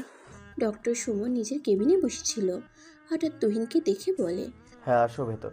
Tuhin ভেতরে আসলো। সুমন চিখের ইশারায় বসতে বলল, স্যার একটা জরুরি কথা বলার ছিল। হ্যাঁ বলো তুহিন। আচ্ছা স্যার, যাদের শারীরিক গঠন মেয়েদের মতো সব কিছু সেম, মেয়ে কিন্তু তার পিরিয়ড নামক জিনিসটা হয় না, এক্ষেত্রে কি কোনো সলিউশন আছে? সুমন ভ্রুকুটি করল, হাতে থাকা কলমটা ঘোরাতে ঘোরাতে বলল, ব্যাপারটা কি বলো তো? আসলে স্যার ব্যাপারটা হলো একটা মেয়ের বয়স, যার বয়স 24 কিন্তু এখনও পিরিয়ড হয়নি। সে কি, ডক্টর দেখানো উচিত ছিল তো। আমার মাথা কাজ করছিল না তখন, তাই ভুলক্রমে জিজ্ঞেস করতে পারিনি। আমার মনে হয় না মেয়েটার কোনো চেষ্টায় বাকি রেখেছে। বাট এই পিরিয়ডটা মূলত 12-13 বছর থেকে শুরু হয়। তখন যদি না হয় তখন ডক্টর দেখাতে হয়। সেখানে মেয়েটার বয়স 24 হয়ে গেছে। নিশ্চয়ই কোনো পথ নেই এখন আর। এটার কোনো চিকিৎসা নেই? আগে মেয়েটার থেকে সব বিস্তারিত জেনে আমাকে জানাও। সলিউশন থাকলে আমি অবশ্যই বলবো। এই পিরিয়ড প্রসেসটা সম্পূর্ণ আল্লাহ তাআলার দান। এমন যদি হতো যে 2-1 বার হয়েছে দেন আর হয়নি, তাহলে না হয় সলিউশন বের করা যেত। কিন্তু তার তো একবারের জন্য হয়নি। ঠিক আছে স্যার, আমি আসি তাহলে। তুহিন কেবিন থেকে বের হয়ে যেটুকু আসার আলো ছিল এখন সেটাও নিভু নিভু। মেয়েটা এতদিন নিজেকে কিভাবে সামলিয়ে এসেছে ভাবতেই তুহিনের বুকটা দুমড়ে মুচড়ে উঠল। এই একটা কারণে মেয়েটা তাকে অ্যাভয়েড করলো। হসপিটাল থেকে বেরিয়ে এক নির্জন রাস্তায় গিয়ে ধপ করে বসে পড়ল তুহিন। সে কোনো মতেই ইন্দুকে ছাড়তে পারবে না। সে তো ইন্দুকে ভালোবেসেছে, মাঝপথে ছেড়ে দেওয়ার জন্য না। কোনো একটা রাস্তা তার নিজেরই বের করতে হবে। কথাগুলো ভেবে বসা থেকে উঠে বাসার দিকে হাঁটা ধরল। বাসায় এসে ফ্রেশ হয়ে মায়ের রুমে গেল। তুহিনের মা বালিশে কাবার লাগাচ্ছিল। তুহিন পেছন থেকে মাকে জড়িয়ে ধরল। হঠাৎ ছেলেকে জড়িয়ে ধরতে দেখে কিছুটা অবাক হয় তনয়া বেগম। ছেলের মাথায় হাত রেখে বলে, হঠাৎ আজ মাকে জড়িয়ে ধরলি? তুহিন মাথা উঁচু না করেই বলে, কেন, আমি কি জড়িয়ে ধরতে পারি না? অবশ্যই পারিস। মন খারাপ? না, একটা সলিউশন খুঁজছি। কিসের সলিউশন? তুহিন তার মাকে ছেড়ে দিয়ে বিছানায় বসলো। চোখের ইশারায় তার মাকেও বসতে বলল।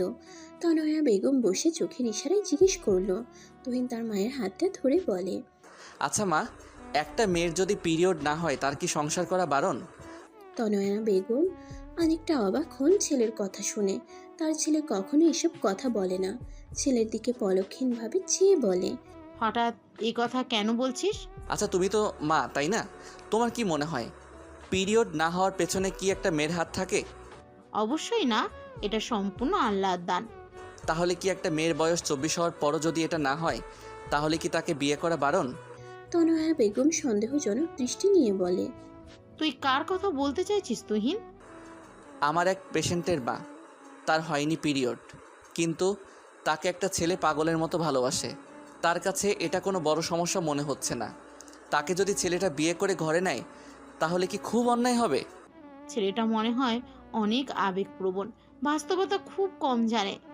কোনো মা বাবা চাইবে না অমন মেয়ে ঘরের বউ করে নিয়ে, যেখানে সেই মেয়েকে বিয়ে করলে তাদের বংশবৃদ্ধি হবে না, তাদের অস্তিত্ব ওখানে শেষ। কিন্তু ছেলেটা তো অনেক ভালোবাসে মা মেয়েটাকে। সে তো তার ত্রুটিগুলো না জেনেই তাকে ভালোবেসেছে। মেয়েটাকে ছাড়া অন্য কাউকেই সে কল্পনাই করতে পারে না। বাবা মায়ের কি উচিত না ছেলেটার ইচ্ছেটাকে প্রাধান্য দেওয়া? ছেলে যদি জেনে শুনে বা না জেনে শুনে আগুনে হাত দিতে চায় তাহলে বাবা মা অবশ্যই আটকাবে। ছেলেটার উচিত মেয়েটাকে ভুলে যাওয়া। তুহিন অবাক হয় মায়ের কথা শুনে। তুমি এই কথা বলছো মা? বাই এনি চান্স যদি আমার ছোট বোন থাকতো আর তার যদি এমন সমস্যা হতো, তুমি কি করতা? তার দোষ দিতা? অবশ্যই না। তুই এসব নিয়ে মাথা ঘামাচ্ছিস কেন? এমনি মা, একটা কথা বলবো? বল। আজ তোমাকে অন্যরকম লাগলো মা। হঠাৎ এই কথা কেন? এই যে কি নির্দ্বিধায় বলে দিলে ভুলে যেতে। একটু মেয়েটার জায়গায় নিজেকে বসিয়ে ভাবতে, হয়তো এটা বলতে পারতে না। কথাটা বলেই তুহিন চলে গেল। তনয়া বেগম থম মেরে বসে রইল। সত্যিই কি সে বাস্তবতা বোঝাতে গিয়ে নিজের মেন্টালিটিকে ছোট করে ফেললো? নতুন একটা সকাল। সবার জীবনে নতুন নতুন কিছু মন নিয়ে আসে রাত পোহানোর পর এই সকাল। কিন্তু সেই সন্ধ্যায় ঘুমিয়েছে কাল। এখন ভোর 5টা বাজে। আজানের শব্দে ঘুম ভেঙে যায় তার। বিছানা থেকে উঠে উজু করে নামাজে দাঁড়ায়। মন ভালো করার এই তো একটা মেডিসিন। তার মনের সব কথা নির্দ্বিধায় যাকে বলতে পারে। মোনাজাতে রবের নিকট বুকের মধ্যে রাখা চাপা কথাগুলো বলে মনটাকে হালকা করলো। মোনাজাত শেষ করে রুম থেকে বের হতেই দেখে রান্নাঘর থেকে টুকটাক আওয়াজ ভেসে আসছে। মনোয়ারা বেগম রান্না করছেন। ইন্দু সেদিকে একবার চেয়ে গায়ে চাদরটা জড়িয়ে বাহিরে বেরিয়ে যায়। প্রায় মিনিট 20 মতো হাঁটাহাঁটি করে বাসায় ফিরে রেডি হয়ে খেয়ে দিয়ে স্বাভাবিকভাবে স্কুলে চলে যায়। মনোয়ারা বেগম অবাক হয় মেয়ের এমন স্বাভাবিক আচরণ দেখে। মেয়ে বের হলে ঘরের দরজা আটকে ইলিয়াসকে স্কুলে পৌঁছে দেওয়ার জন্য বেরিয়ে পড়ে। আসসালামু আলাইকুম আন্টি। মনোয়ারা বেগম ছেলেকে স্কুলে পৌঁছে দিয়ে বাজারের দিকটায় আসে কিছু সবজি কিনতে। হঠাৎ পরিচিত কণ্ঠ শুনে পেছন ঘুরে দেখে তুহিন। ছেলেটা তার দিকে এগিয়ে আসলো। চোখ মুখের হাল দেখে মনে হচ্ছে রাতে ঘুমায়নি। তুহিনের দিকে পলক্ষীন তাকিয়ে সালামের জবাব দিলেন মনোয়ারা বেগম। তুহিন তার শুষ্ক ওষ্ঠ জিহ্বা দিয়ে ভিজিয়ে নিয়ে বলে, আন্টি, আপনি কি ফ্রি আছেন? আসলে আমি একটু আপনার সাথে কথা বলতে চাই। মনোয়ারা বেগম সবজির দোকান থেকে সবজি নিয়ে টাকা দিয়ে বলে, কি বলবে তুমি? আসলে আন্টি, আমি ইন্দুর ব্যাপারে সবটা জানতে চাই। মনোয়ারা বেগম ঠুকুটি করে জিজ্ঞেস করেন, যা বলার তো ইন্দু বলেই দিয়েছে তোমায়, আর কি জানতে চাও? আন্টি, ইন্দুর এত বড় একটা প্রবলেম, আপনারা ওর চিকিৎসা করাননি? তোমার কি মনে হয় আমরা চিকিৎসা করাইনি? ইন্দুর বাবা সব রকমের চিকিৎসাই ইন্দু করিয়েছে। ডক্টর কি বলছে আন্টি? আর ওর রিপোর্ট কি বলে? এটা ঠিক হবে না। ওর সব কিছুই মেয়েদের মতে স্বাভাবিক হলেও ও বাচ্চা নিতে অক্ষম। কিছু তো চিকিৎসা থাকবে আন্টি এটার। না, ইন্দুর ওই সমস্যার চিকিৎসা নেই, এটা পারিবারিকভাবেই হয়েছে। পারিবারিকভাবে এসেছে মানে? ইন্দুর একটা ফুপি ছিল, যা ইন্দুর মতোই সমস্যা ছিল। উনি কি এখন সুস্থ? আই মিন, ওনার এই সমস্যা কি ঠিক হয়েছে? না, উনি 26 বছর বয়সে গাড়ি অ্যাক্সিডেন্টে মারা যান। তারও এই পিরিয়ড হতো না। আন্টি, আপনি কি আমায় ইন্দুর মেডিকেল রিপোর্টগুলো দিতে পারবেন? তুমি রিপোর্ট নিয়ে কি করবে? দেখো তুহিন, এসব নিয়ে আর ঘাটাঘাটি করো না। এমনি আমার মেয়ে এখন নিজেকে ঠিক রেখেছে, বেশি ঘাটাঘাটি করলে ও একদম ভেঙে পড়বে। আন্টি, ইন্দু জানবে না। আমি শেষবারের মতো চেষ্টা করতে চাই। পারবে না তুহিন, শুধু শুধু সময় নষ্ট। বড় বড় ডক্টর ফিরিয়ে দিয়েছে ইন্দুকে, সেখানে এখন আশার আলো দেখার মানে মরিচিকার পেছনে দৌড়ানো। কথাটা বলে মনোয়ারা বেগম চলে যায়। তুহিন তার যাওয়ার পানে তাকিয়ে বলে, এভাবে আশা হারালে চলবে না, ভেঙে পড়লেও চলবে না। কথাটা বলে হসপিটালে চলে যায়। ডক্টর সুমনের কেবিনে এসে দরজা নক করে বলে, স্যার আসবো? ডক্টর সুমন এক পেশেন্টের রিপোর্ট দেখছিল। তুহিনের আওয়াজ শুনে বলে, হ্যাঁ আসো।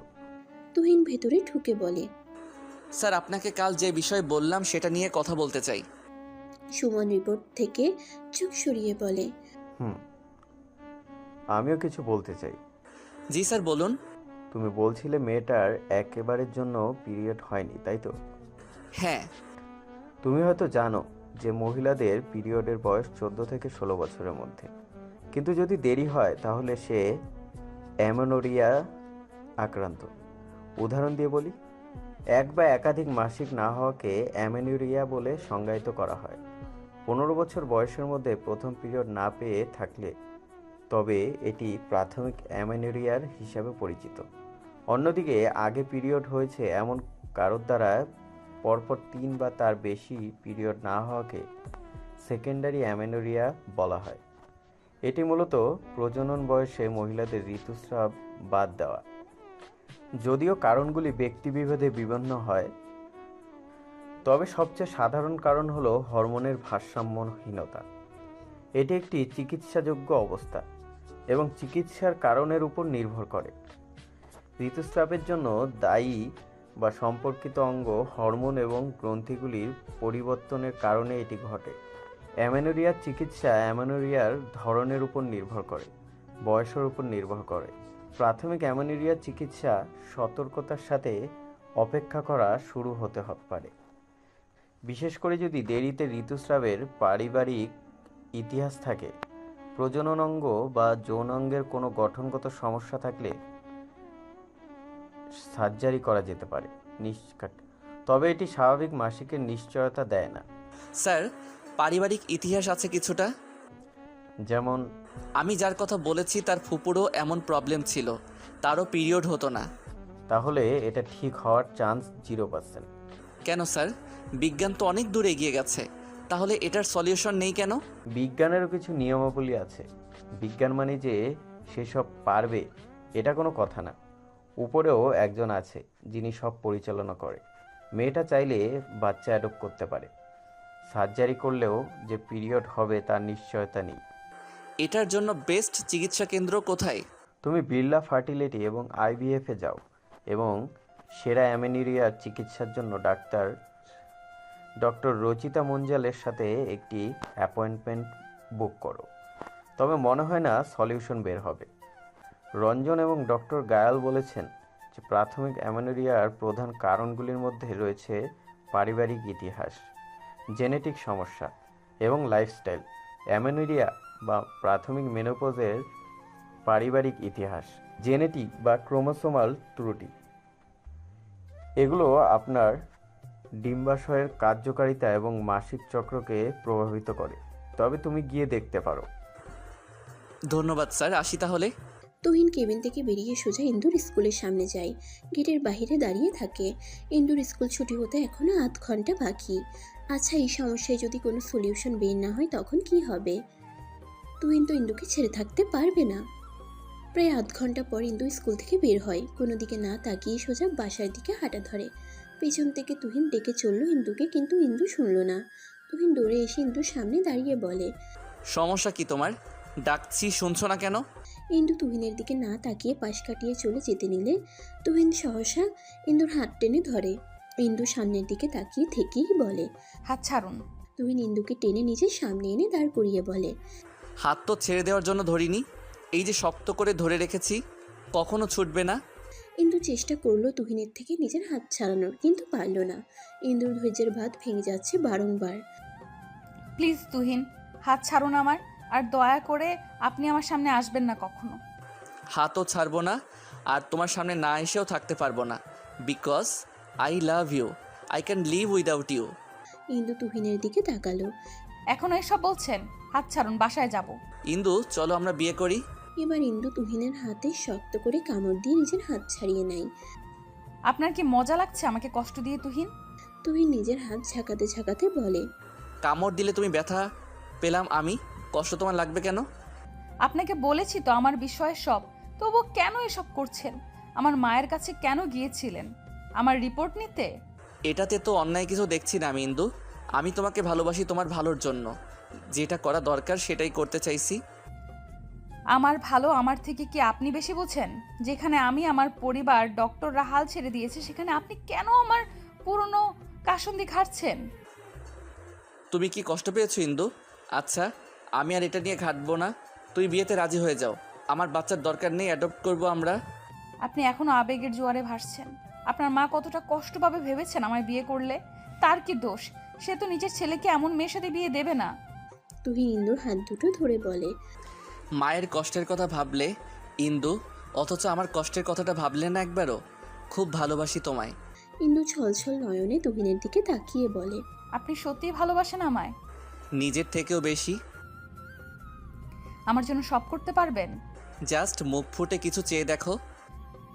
তাহলে আমাকে ভুলে যান। আপনি আপনার মায়ের পছন্দের কোনো মেয়েকে বিয়ে করুন। কথাটা বলার সময় ইন্দুর গলা কাঁপছিল। তুহিন তাচ্ছিলের হাসি দিয়ে বলে, নিজের সত্তাকে মানুষ কি করে ভুলে ইন্দু? আমার তো জানা নেই। তুমি আমার সত্তা, তোমাকে ভুলে যাওয়া ইহকালে সম্ভব নয়। মানুষ চাইলে সব পারে, আপনি চেষ্টা করুন, আপনিও পারবেন। তুমি পারবে আমায় ভুলতে ইন্দু? সহসা উত্তর দিতে পারল না ইন্দুপ্রভা। কয়েক সেকেন্ড সময় নিয়ে বলে, হ্যাঁ পারবো, আপনাকেও পারতে হবে। সারা জীবনে সবার জীবনে প্রেম সুখের হয়ে আসে না, আপনারও আসেনি, তাই এটাকে ভুলে যাওয়াই বেটার।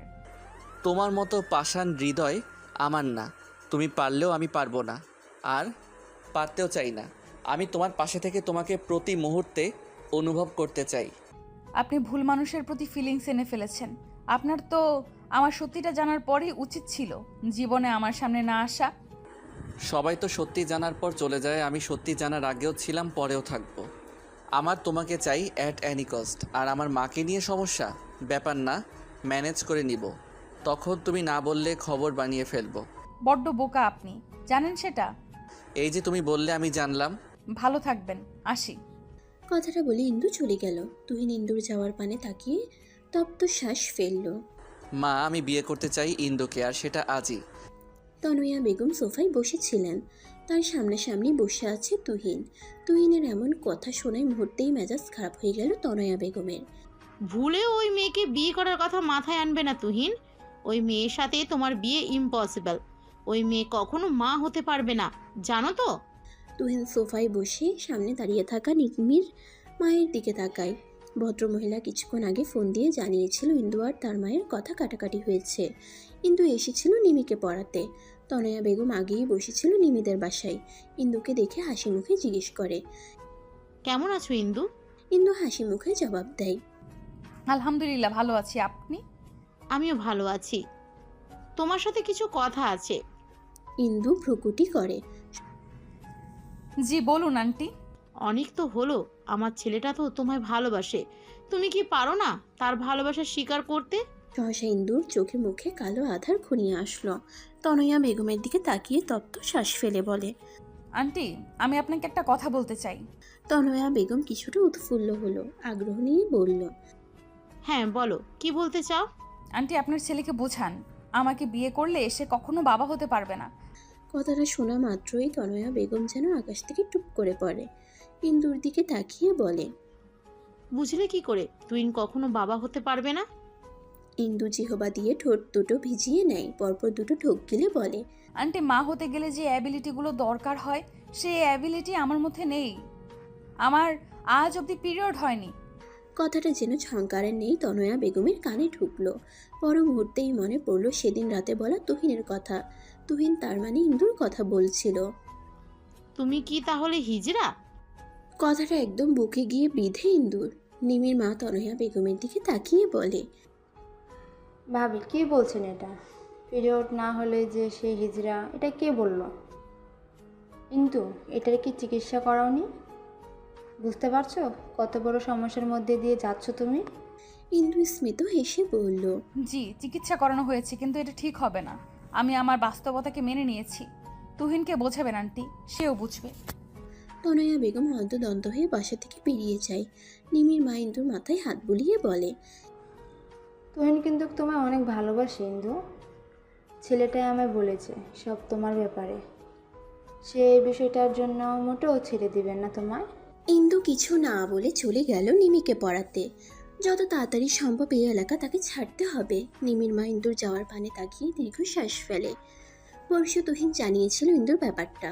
ছেলেটার আকুতি ভরা কণ্ঠ বারবার জানান দিচ্ছিল সে কতটা ভালোবাসে ইন্দুকে। নিমির মা ফোন বের করে তুহিনকে ফোন দিয়ে সব বলে দেয়। তার মতে সামনে ভয়াবহ কিছু অপেক্ষা করছে। দেখো মা, আমার ইন্দুকেই লাগবে, বাচ্চা আমার চাই না। আমি বাচ্চা অ্যাডপ্ট করব। তনয়া বেগম ছেলের সামনে এসে হুঙ্কার দিয়ে বলে, মাথা খারাপ হয়ে গেছে নাকি তোর? ওই মেয়েকে তোর বিয়ে করতে হবে? মেয়েটা স্বাভাবিক হলে আমি নিজে হাতে পায়ে ধরে হলেও রাজি করাতাম, কিন্তু এখন আমার হাতে পায়ে ধরলেও আমি তনয়া রাজি হব না। বেশ, রাজি হয়েও না, বাট আমার ইন্দুকেই চাই। তুই যদি ইন্দুকে বিয়ে করিস তাহলে আমার বাড়িতে তোর জায়গা নেই। আমরা একটা সমাজে বাস করি, আমাদের স্ট্যাটাস আছে একটা। সহসা বসা থেকে উঠে দাঁড়ালো তুহিন। বেশ, তবে তাই হোক। চলে যাব তোমার বাড়ি থেকে। আমি না খেয়ে থাকলে তোমার সমাজ স্ট্যাটাস আমায় প্লেটে ভাত বেড়ে দিয়ে যাবে না। সমাজের জন্য আমি আমার ইন্দুকে ছাড়তে পারবো না। তুই আবাগে ভেসে বেড়াচ্ছিস, কয়েকদিন গেলেই সব ঠিক হয়ে যাবে। ভুলে যা ইন্দুকে। ইহকালে পসিবল না মা। I can't live without she. মায়ের থেকে ওই মেয়ে তোর কাছে বড় হয়ে দাঁড়ালো? বেশ, যা, কিন্তু মনে রাখিস জীবনে আমায় তোর এই মুখ দেখাবি না। তুহিন অসহায় হয়ে পড়ল। নির্নিমেষ মায়ের দিকে তাকিয়ে বলল, তুই সত্যি ইন্দুকে মানবে না? সোসাইটি সমাজে বড় হয়ে দাঁড়ালো, ছেলের ইচ্ছের প্রাধান্য দিলে না। ছেলে চাওয়ার মতো কিছু চাইলে অবশ্যই দিতাম, কিন্তু না, সে অবুঝের মতো আগুন নিয়ে খেলতে চাইছে। ইন্দুকে বিয়ে করতে চাইলে আমার বাসায় জায়গা নেই। আচ্ছা বেশ, তুমি যখন আমার ভালোবাসা মানতে পারবে না, আমিও থাকবো না তোমার এই সোসাইটি সমাজে। ভালো থেকো। কথাটা বলে তুহিন বেরিয়ে আসতে নিলে পেছন থেকে নিমির মা আটকানোর চেষ্টা করে তুহিনকে, কিন্তু তুহিন শুনেনি। ইশারায় বলে গেছে তার মায়ের খেয়াল রাখতে সে শীঘ্রই ফিরবে। নিমির মা তনয়া বেগমের কাছে এসে বলে, ভাবি, ইন্দু তো মেয়েটা ভালো, ওর এই পরিস্থিতির জন্য তো ও দায়ী না। আপনি নিজ থেকেও তো ইন্দুকে পছন্দ করতেন, সামান্য একটা সত্যি শুনে এভাবে মুখ ফিরিয়ে নিলেন। তনয়া বেগম নিমির মায়ের দিকে তাকিয়ে থাকে, কিছুক্ষণ নীরব থেকে বলে, তোমার ছেলে এমন মেয়েকে বিয়ে করতে চাইলে তুমিও বাধা দিতে, যার পুড়ে সেই বুঝে জ্বালা। কথাটা বলে তনয়া বেগম চলে যায়। নিমির মা তপ্ত শ্বাস ফেলে নিজের বাড়ি চলে যায়। রাত বাজে 9:24। এই হালকা শীতের মাঝেও আচমকা ঝড়ের আওয়াজটা ঠিক হজম হলো না ইন্দুর। কি প্রবল বাতাস বইছে। হঠাৎ হাতে থাকা মুঠো ফোনটা বেজে উঠাই সামনে এনে দেখে তুহিনের নম্বর জলজল করছে। ধরল না, পরপর দুবার কেটে যাওয়ায় আবার বেজে উঠল ফোন। ইন্দু রিসিভ করলো ফোন। হ্যালো বলার আগেই ওপাশ থেকে তুহিন বলে উঠল, আমি সব ছেড়ে ছুড়ে চলে এসেছি। আমি বিয়ে করতে চাই তোমায়। কথাটা কর্ণকুহর হতেই বিস্মিত হয় ইন্দু। আপনি সব ছেড়ে ছুড়ে চলে এসেছেন মানে? আমি বাসা ছেড়ে চলে এসেছি।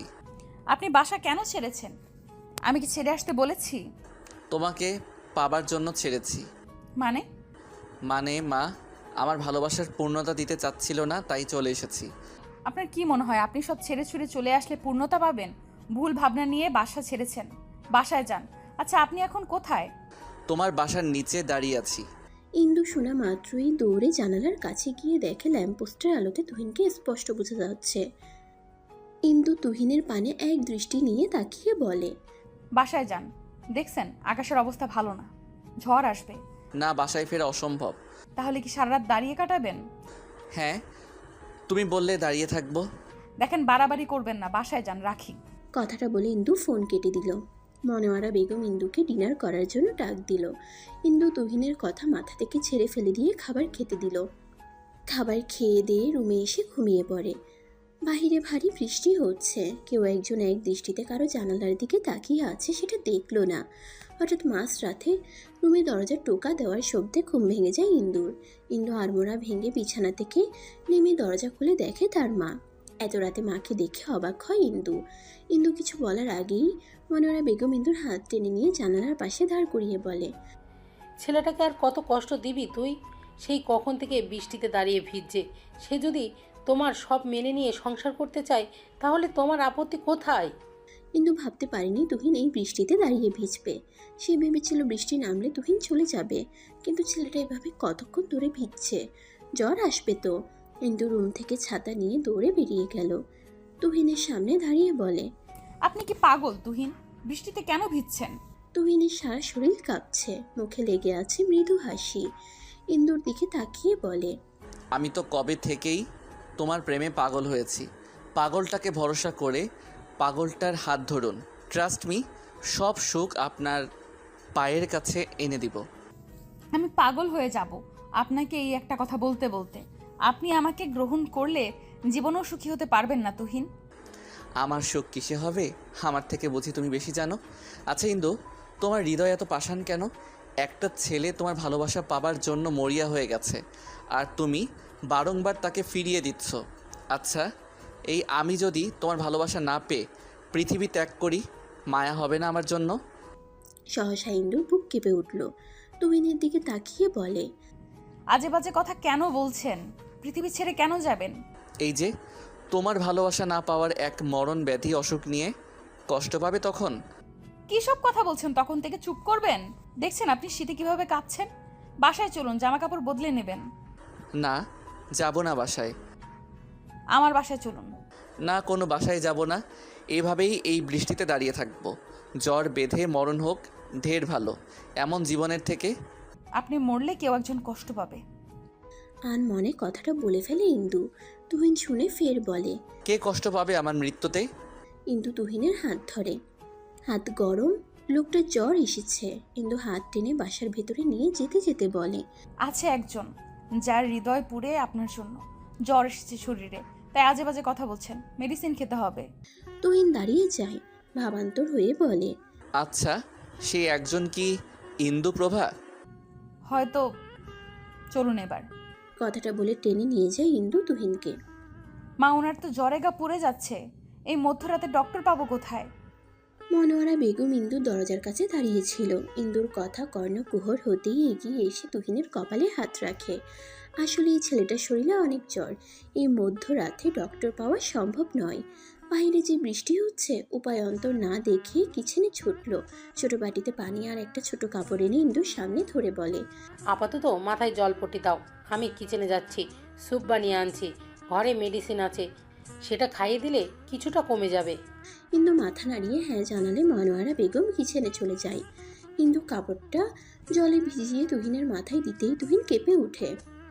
রুমে এনে ইন্দু তার বাবার লুঙ্গি আর একটা টি শার্ট তুহিনকে পরতে দিয়েছিল। তখন অবশ্য হুঁশে ছিল, কিন্তু এখন জ্বর তাকে পুরোপুরি কাবু করে ফেলেছে। লোকটার এই অবস্থার জন্য অবশ্যই ইন্দু দায়ী। জলপট্টি দেওয়ার মাঝে হঠাৎ ইন্দু খেয়াল করলো তুহিন কিছু বলছে বিড়বিড় করে, ঠিক মতো শোনা যাচ্ছে না। কথাগুলো স্পষ্ট শোনার জন্য তুহিনের মুখের কাছে তার কান এগিয়ে নিল। সহসা তুহিন জড়িয়ে ধরল ইন্দুকে। এই প্রথম কোনো ছেলের সংস্পর্শে গেল ইন্দু। মনের মধ্যে ভয় কাজ করছে। তুহিন খুব শক্তপোক্তভাবেই জড়িয়ে ধরেছে, আর এমনভাবে বেকায়দায় আছে ইন্দু যে নিজের শক্তিও খাটাতে পারছে না। বারবার দরজার দিকে তাকিয়ে দেখে তার মা আসছে কিনা। তার মা তাকে এই অবস্থায় দেখলে কি ভাববে সেটা মনে হতেই এবার নিজের হাত পা ছুঁয়ে কান্না করতে ইচ্ছে করছে। ইন্দু তুহিনের গালে হাত রেখে বলে, তুহিন শুনতে পারছেন? তুহিন চোখ বন্ধ রেখেই কপাল কুঁচকে জানান দেয় সে শুনতে পারছে। ইন্দু তপ্ত শ্বাস ফেলল।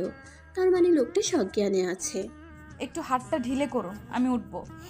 তুহিন হাত ঢিলে করলো না, আরও চেপে ধরলো যাতে ইন্দু কোনো মতেই যেতে না পারে। আরে কি হলো? আমি হাত ঢিলে করতে বলেছি, আপনি আরো চেপে ধরলেন কেন? তুহিন এবার বিরক্ত বোধ করলো। এই ইন্দুপ্রভা এমন বিরক্ত কেন করছো? ও আমার ইন্দুপ্রভা, ওকে আমি জড়িয়ে ধরেছি, তুমি ছেড়ে দিতে বলার কে? আশ্চর্য, আপনি আমায় ধরে রেখেছেন আর আমি বলবো না? প্লিজ ছাড়েন। আপনি অসুস্থ, মা আপনার জন্য স্যুপ বানাতে গেছে, চলে আসলো বলে। এখন যদি এই অবস্থায় আমাকে দেখে কিভাবে, বুঝতে পারছেন? না ছেড়ে দিলেই ইন্দুর প্রভা হারিয়ে যাবে, জানো ইন্দু? ইন্দু না আমাকে ভালোবাসে না, আমি অনেক ভালোবাসি তাকে। তার কি উচিত নয় আমার ভালোবাসা গ্রহণ করা? তুহিনের এমন বাচ্চামো কথা শুনে নৈশব্দে হেসে দিল ইন্দু। আচ্ছা ছেড়ে দিন, ইন্দু আপনাকে ছেড়ে কোথাও যাবে না, আর সেও আপনাকে ভালোবাসে। তার উচিত আপনার ভালোবাসা গ্রহণ করা। কথাটা তুহিনের কান অবধি গেল কিনা জানা নেই, কিন্তু তুহিনের মুখে এক চিলতে হাসি ফুটে উঠল। সাথে সাথে হাতের বাঁধন হালকা হলো। ইন্দু হাফ ছাড়লো, আর একটু হলে হার্ট অ্যাটাক করিয়ে ছাড়তো এই ছেলে। মনোয়ারা বেগম স্যুপ এনে ইন্দুর সামনে রেখে বলে, খাইয়ে দাও, একটু আমি মেডিসিন আনছি। মাও তো শুয়ে আছে, খাওয়াবো কিভাবে? ডেকে ওঠাও। মনোয়ারা বেগম চলে যেতেই ইন্দু আবার তুহিনের গালে হাত দিয়ে বলে, তুহিন একটু কষ্ট করে উঠুন না, কিছু খেয়ে মেডিসিন খেতে হবে। তুহিনের কানে গেল না কথাটা। ইন্দু আলতো করে তুহিনের গালে থাপ্পড় দেয়। তুহিন নড়ে চড়ে উঠে। ইন্দু তুহিনের মাথার নিচ থেকে বালিশটা নিয়ে খাটের সাথে হেলান দিয়ে রেখে বলে, একটু উঠে বসুন। তুহিন পিটপিট করে চোখ মেলে তাকায়। ইন্দু স্মিত হেসে বলে, কি হলো, উঠুন, খেতে হবে তো নাকি? তুহিন পাশে তাকিয়ে দেখে সুপের বাটি। নাক মুখ কুচকে ফেলে। নাক মুখ কুচকে লাভ নেই, খেতে হবে এটা। তুহিন অন্যদিকে মুখ ঘুরিয়ে বলে, খাবো না আমি, আপনি খান। আমার আপনার মতো পচা শরীর না যে বৃষ্টিতে ভিজলাম আর জ্বর বাঁধিয়ে ফেললাম। জ্বর আপনার এসেছে, সে তো আপনারই খেতে হবে। বললাম তো খাবো না আমি। আমি আপনার না হ্যাঁ শুনতে চাইনি, আমি বলেছি খেতে হবে।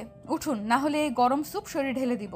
হ্যাঁ পারেন তো সেটাই, কাটা গায়ে ক্ষত দিতে। কখনো তো মলম দিতে দেখলাম না। হ্যাঁ, আমি মলম দিতে জানি না।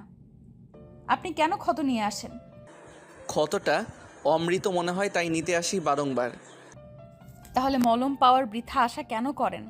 মাঝে মাঝে আশা করে ফেলি যদি ম্যাডামের মায়া দয়া হয় এ অধমের উপর। হবে না, সারা জীবন ক্ষতই দিয়ে আসবে। তুহিন অবাক হয়ে বলে, সারা জীবন? ইন্দু স্যুপ খাইয়ে দিতে দিতে বলে, হ্যাঁ সারা জীবন, যতদিন বেঁচে আছি ক্ষতই দিব শুধু। আপনার ক্ষত পাওয়ার খুব ইচ্ছে না? সব মিটিয়ে দেব। তুহিন স্যুপ মুখে নিয়ে হাসি মুখে বলে, আমি অমৃত ভেবে সব সয়ে নিব। সইতে না পারলে খবর আছে তখন। ইন্দু পাশে থেকে যে ক্ষত দিবে তার নির্দ্বিধায় আপন করে নিবে তুহিন। কথার তালে তালে ইন্দু তুহিনকে স্যুপ খাইয়ে দেয়। মনোয়ারা বেগম মেডিসিন এনে ইন্দুর হাতে দিয়ে তুহিনের উদ্দেশ্যে বলে, ভালোবাসা ভালো, কিন্তু অতিরিক্ত ভালোবাসা ভালো নয়। যে ভালোবাসা তোমায় কষ্ট দেয় সেই ভালোবাসা পাওয়ার জন্য মরিয়া হয়ে ওঠো কেন? তুহিন ইন্দুর দিকে তাকিয়ে বলে, কি করব আন্টি বলেন? কিছু মানুষের মন তো পাথরের মতো শক্ত, গলতে সময় লাগে। সেই সময়ের আগেই যদি ছেড়ে দেই তাহলে পাবো কি করে? মনোয়ারা বেগম আর কিছু বলল না। চোখের ইশারে মেয়েকে নিজের রুমে যেতে বলে চলে গেল। ইন্দু মেডিসিনটা তুহিনকে খাইয়ে দিয়ে বলে, এবার ঘুমান, সকাল হতে হতে জ্বর চলে যাবে। কথাটা বলে ইন্দু কাঁথাটা তুহিনের শরীরে দিয়ে দরজা চাপিয়ে চলে যায় মায়ের রুমে। মনোয়ারা বেগম বিছানায় বসে অপেক্ষা করছিল ইন্দুর। ইন্দু আসতেই মনোয়ারা বেগম চোখের ইশারায় পাশে বসতে বলেন। ইন্দু বসে। মনোয়ারা বেগম কথাকে পেঁচিয়ে না বলে সোজা বলে উঠে, তুমি কি এখনো তুহিনকে ফিরিয়ে দেবে? দেখো ইন্দু, নিজেকে তুচ্ছ ভেবো না। তুহিন যদি তোমায় সব মেনে ভালোবাসতে পারে, তুমি কেন পারছো না? আমি মা হিসেবে সাজেশন করব, তুহিন থেকে বেটার কাউকে পাবে না লাইফে। ইন্দুর দৃষ্টি মেঝেতে, জিহ্বা দিয়ে ঠোঁট ভিজিয়ে বলে, তুমি ঠিকই বলেছো মা, তুহিনকে ছাড়া অসম্ভব। তার ভালোবাসার কাছে আমি মাথা নত। তার মতো আমিও হয়তো তাকে এত ভালোবাসিনি। মনোয়ারা বেগম ইন্দুর হাত দুটো নিজের হাতে নিয়ে বলে, তার মানে তুহিনকে ভালোবাসো? না বেশি কি উপায় আছে বলো? যেভাবে ভালোবাসি ভালোবাসি বলে মাথা খেয়ে ফেলতো, প্রতিদিন বাসায় টু স্কুল অবধি পেছন পেছন যেত, না চাইতেও বেশি ফেলেছি ভালো। ছেলেটাকে আর কষ্ট দিও না, বলে দিও নিজের মনের কথা। কিন্তু মা, তুহিনের আম্মু তো আমায় মেনে নিবে না। চিন্তা করো না, দুজনে মিলে ঠিকই মানিয়ে নেবে তাকে। মা তো রেগে বেশি দিন থাকতে পারবে না।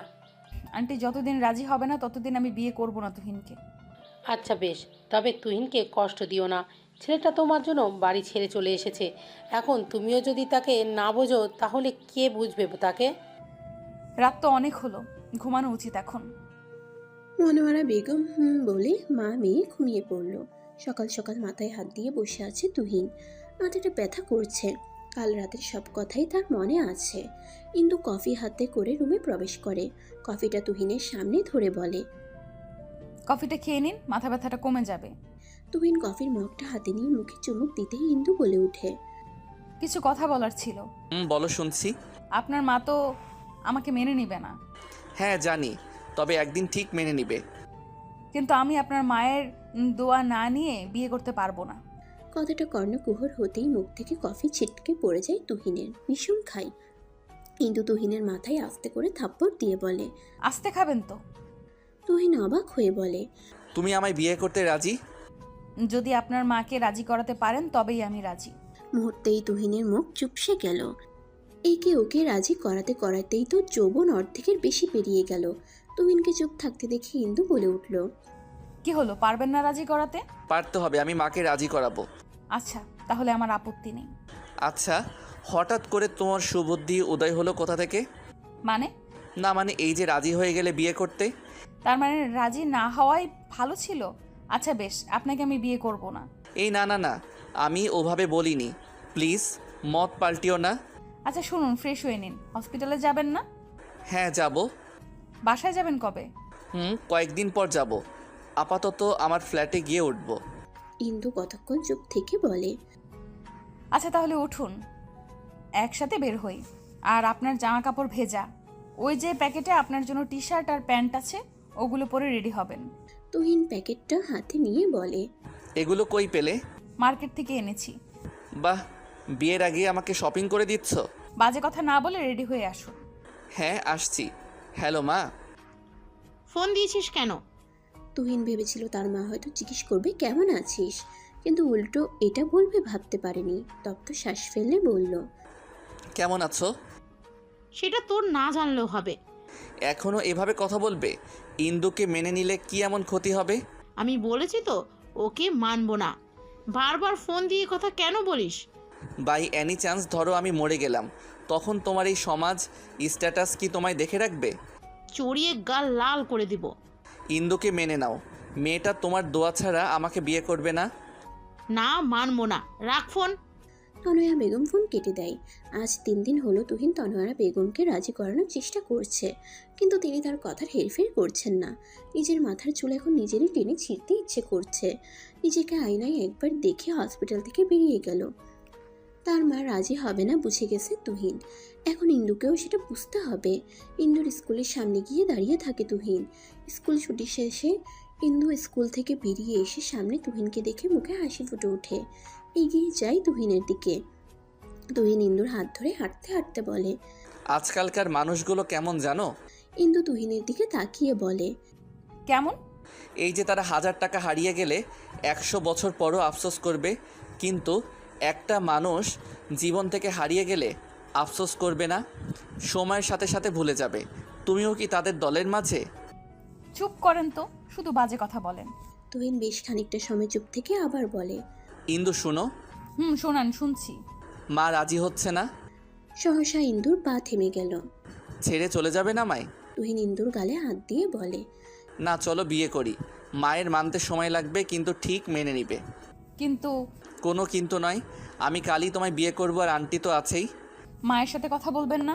আমি আসার আগে আন্টিকে বলে দিচ্ছি আমরা এখন শপিং করতে যাব, কাল কোর্টে গিয়ে বিয়ে করব। ভুল করছি না আমরা? এখানে ভুল কোথায় করলাম? আচ্ছা চলুন। ইন্দু আর তুহিন শপিং মলের সামনে এসে ইন্দুর জন্য একটা লাল টকটকে বেনারসি আর নিজের জন্য একটা সাদা পাঞ্জাবি কিনে নিল। খুবই সিম্পল ভাবে বিয়ে করবে সে, সাথে টুকটাক জুয়েলারি কিনে চলে আসলো। ইন্দুকে তার বাসায় দিয়ে ইন্দুর মায়ের সাথে টুকটাক কথা বলে চলে গেল। ইন্দুর মা মনোয়ারা বেগম খুব খুশি। কাল মেয়ের বিয়ে, তুহিন আগে থেকেই বলে রেখেছিল তার ছোট্ট মেয়েটার কাল বিয়ে হয়ে যাবে, বাসাটা ফাঁকা ফাঁকা লাগবে। কথাটা ভেবে একটু খারাপ লাগলেও সেটা সে গ্রাহ্য করলো না। বেনারসি শাড়িটা মেয়ের শরীরে মেনে ধরলেন। ইন্দু লজ্জা পেল। ইলিয়াস মা আর বোনের কার্যকলাপ দেখছে। ছোট্ট মন এইটুকু বুঝলো কাল তার বোনের বিয়ে। ইন্দুদের তেমন আত্মীয় স্বজন নেই বললেই চলে। বাবা মারা যাওয়ার পর সবার থেকে দূরত্ব বেড়েছে। নিজের এলাকা ছেড়ে এখানে এসে থেকেছে। যা আয়োজন করার তাকে একা হাতেই করতে হবে। এর মধ্যে হঠাৎ ফোন বেজে ওঠে ইন্দুর। ফোনটা হাতে নিয়ে দেখে স্মৃতি ফোন দিয়েছে। রিসিভ করে কান নিতেই ওপাশ থেকে স্মৃতি উৎফুল্ল নিয়ে বলল, কংগ্রেস ইন্দু, শাদি মোবারক হোক। অবশেষে বিয়ে করতে রাজি হলি। তুহিন ভাইয়া না বললে মনে হয় বলতি না যে তুই কালকে বিয়ে করতে যাচ্ছিস। আমি নিজেও জানতাম না, স্কুল থেকে ফেরার পরে তুহিন বলেছে। আমি তোকে ফোন করে বলতামই। হয়েছে, থাক, শাক দিয়ে মাছ ঢাকতে লাগবে না। কাল তাড়াতাড়ি আসবি। তোর বলার অপেক্ষা কি আছে? রাত এখন বেশি না হলে আমি এখনই ছুটে আসতাম। পাগলি মেয়ে। হ্যাঁ রাখি, কাল সকাল সকাল চলে আসবো। কিরে, তুই আন্টির অনুমতি না নিয়েই বিয়ে করতে যাচ্ছিস? হঠাৎ সাগর আর নীলাকে নিজের কেবিনে দেখে ভ্রুকুটি করে ফেলে তুহিন। ফাইলটা সাইডে রেখে বলে, কে বললো অনুমতি নেইনি? আমি বলেছি কিন্তু মা রাজি হয়নি, তাই একাই বিয়ে করার সিদ্ধান্ত নিয়েছি। দেখেছিস সাগর, মেয়েটা কি রকম ব্রেন ওয়াশ করেছে তুহিনের। Just shut up. ও কেন আমার ব্রেন ওয়াশ করাবে? তুহিনের ধমক শুনে সাগর বলে, আস্তে কথা বল, বিয়ে করছিস ভালো কথা, আন্টি কিন্তু বিষয়টা ভালোভাবে নিচ্ছে না। এমনি ইন্দুকে সহ্য করতে পারছে না, তার উপর এভাবে বিয়ে করলে আরও রেগে যাবে। প্যারা নিস না, বিয়ের পর আমি আর ইন্দু মায়ের সব রাগ ভেঙে দিব। যা ভালো বুঝিস তা কাল কখন যেতে হবে সাক্ষী হিসেবে? দুপুরের দিকে। বিয়ে করতে যাচ্ছিস, ট্রিট তো পাই আমরা। হ্যাঁ দিব, বিয়ের পর একবেলা বউয়ের হাতে রান্না খেতে দিব। এবার কি করবেন ভাবি? তুহিন তো ইন্দুকে কাল বিয়ে করবে। আপনি কি পারতেন না মেয়েটাকে মেনে নিতে? ছেলের সুখের জন্য তো বাবা মা কত কিছু করে। জেনে শুনে কি করে মেনে নিব ইন্দুকে? তুমি বলো নিমির মা। মেয়েটা তো আগে থেকে বলে দিল। সে চাইলে তো বিষয়টা লুকিয়ে রাখতে পারতো। কই রাখছে নাকি? আপনিই বলেন। সে তো তুহিনকে বুঝালো, আপনার ছেলেও তো বুঝলো না। আপনি ইচ্ছে করে আপনার আর ছেলের মাঝে দূরত্ব ক্রিয়েট করেছেন। আমি কি করব তাহলে? ইন্দুকে মেনে নিন। বয়স হচ্ছে আপনার, শেষ বয়সে কি ছেলের সাথে এমন করলে চলে বলেন? আল্লাহ না করুক অসুস্থ হয়ে ঘরে পড়লে আপনাকে টানবে? আপনার স্ট্যাটাস সমস্ত ঘুরেও তাকাবে না। আপনি না হয় 2-1 দিন করব, তারপর তো আমিও নিজেই অতুষ্ট হব। শেষ পর্যন্ত আপনার ছেলেকে লাগবে। আচ্ছা, তুমি তোমার বাসায় যাও, একা থাকতে দাও আমায়, ভালো লাগছে না। নিমির মা চলে আসে বাসা থেকে। ভালোই বুঝ দিয়েছে কাজ হবে এতে। হঠাৎ মাঝরাতে ফোন বেজে ওঠায় কিছুটা অবাক হয় তুহিন। কতক্ষণ আগেই ইন্দুর সাথে কথা বলেছে সে, এখন আবার কার ফোন? ফোনটা চোখের সামনে আনতেই দেখে তার মায়ের ফোন। ফোন রিসিভ করে কানে নিতেই ওপাশ থেকে গম্ভীর কণ্ঠে ভেসে আসে, বিয়ে করছিস ভালো কথা, আমার পুত্রবধূকে যেন আমি আমার বাসায় দেখি। কথাটা সত্যি শুনলো নাকি তুহিন, সেজন্য হাতে একটা চিমটি কাটে। না, সত্যিই শুনেছে। সত্যি বলতেছো? না, মিথ্যা বলছি। জানি আমার মা মিথ্যা বলে না। আচ্ছা, তোমাদের মেয়েদের মন এমন কেন মা? কেমন? এই যে হুটহাট কখন মন বদলে ফেলো বোঝাই যায় না। বিয়ে করতেছিস কাল, বিয়ের পর বুঝতে পারবি। হ্যাঁ তা ঠিক। একটা কথা বলি মা। কি? পৃথিবীর মধ্যে সবচাইতে সুখী মানুষটা কে এখন জানো? কে? তোমার ছেলে তুহিন। আল্লাহ হঠাৎ করে জীবনটা পাল্টে দিল। কয়েকদিনের ব্যবধানে জীবনের সব ইচ্ছেগুলো এক এক করে পূরণ করে দিচ্ছে। এটা মিরাক্কেল না বলো? মন থেকে আল্লাহর কাছে কিছু চাইলে তিনি কখনোই খালি হাতে ফিরায় না। কাল বিয়ে, এখন ঘুমা। বিয়ের শেষে এক মুহূর্ত দেরি না করে ইন্দুকে এ বাড়িতে নিয়ে আসবি। খুব শীঘ্রই দেখা হচ্ছে মা। ইন্দুকে নিয়ে ফিরছি কাল তোমার কাছে, ভালোবাসি মা। পাগল ছেলে। উদাস মুখে বসে আছে ইন্দু। একটু পর বিয়ে করতে যাবে, অথচ কেমন যেন লাগছে। ইন্দুর মা ইন্দুকে পর্যবেক্ষণ করে বলে, কি হলো, এইভাবে বসে আছিস কেন? ইন্দু নড়ে চড়ে বসলো। মা আমার কেমন যেন লাগছে। তুহিনের মা রাজি না বিয়েতে, তার অমতে বিয়ে মন সায় দিচ্ছে না। মনোয়ারা বেগম হাসে মনে মনে।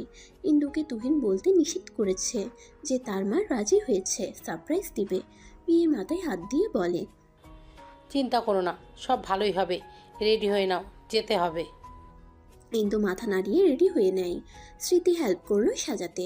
আয়নার সামনে দাঁড়িয়ে বধূ সেজে নিজেকে দেখে অজানা এক শীতল ঠান্ডা হাওয়া বয়ে গেল শরীর বেয়ে।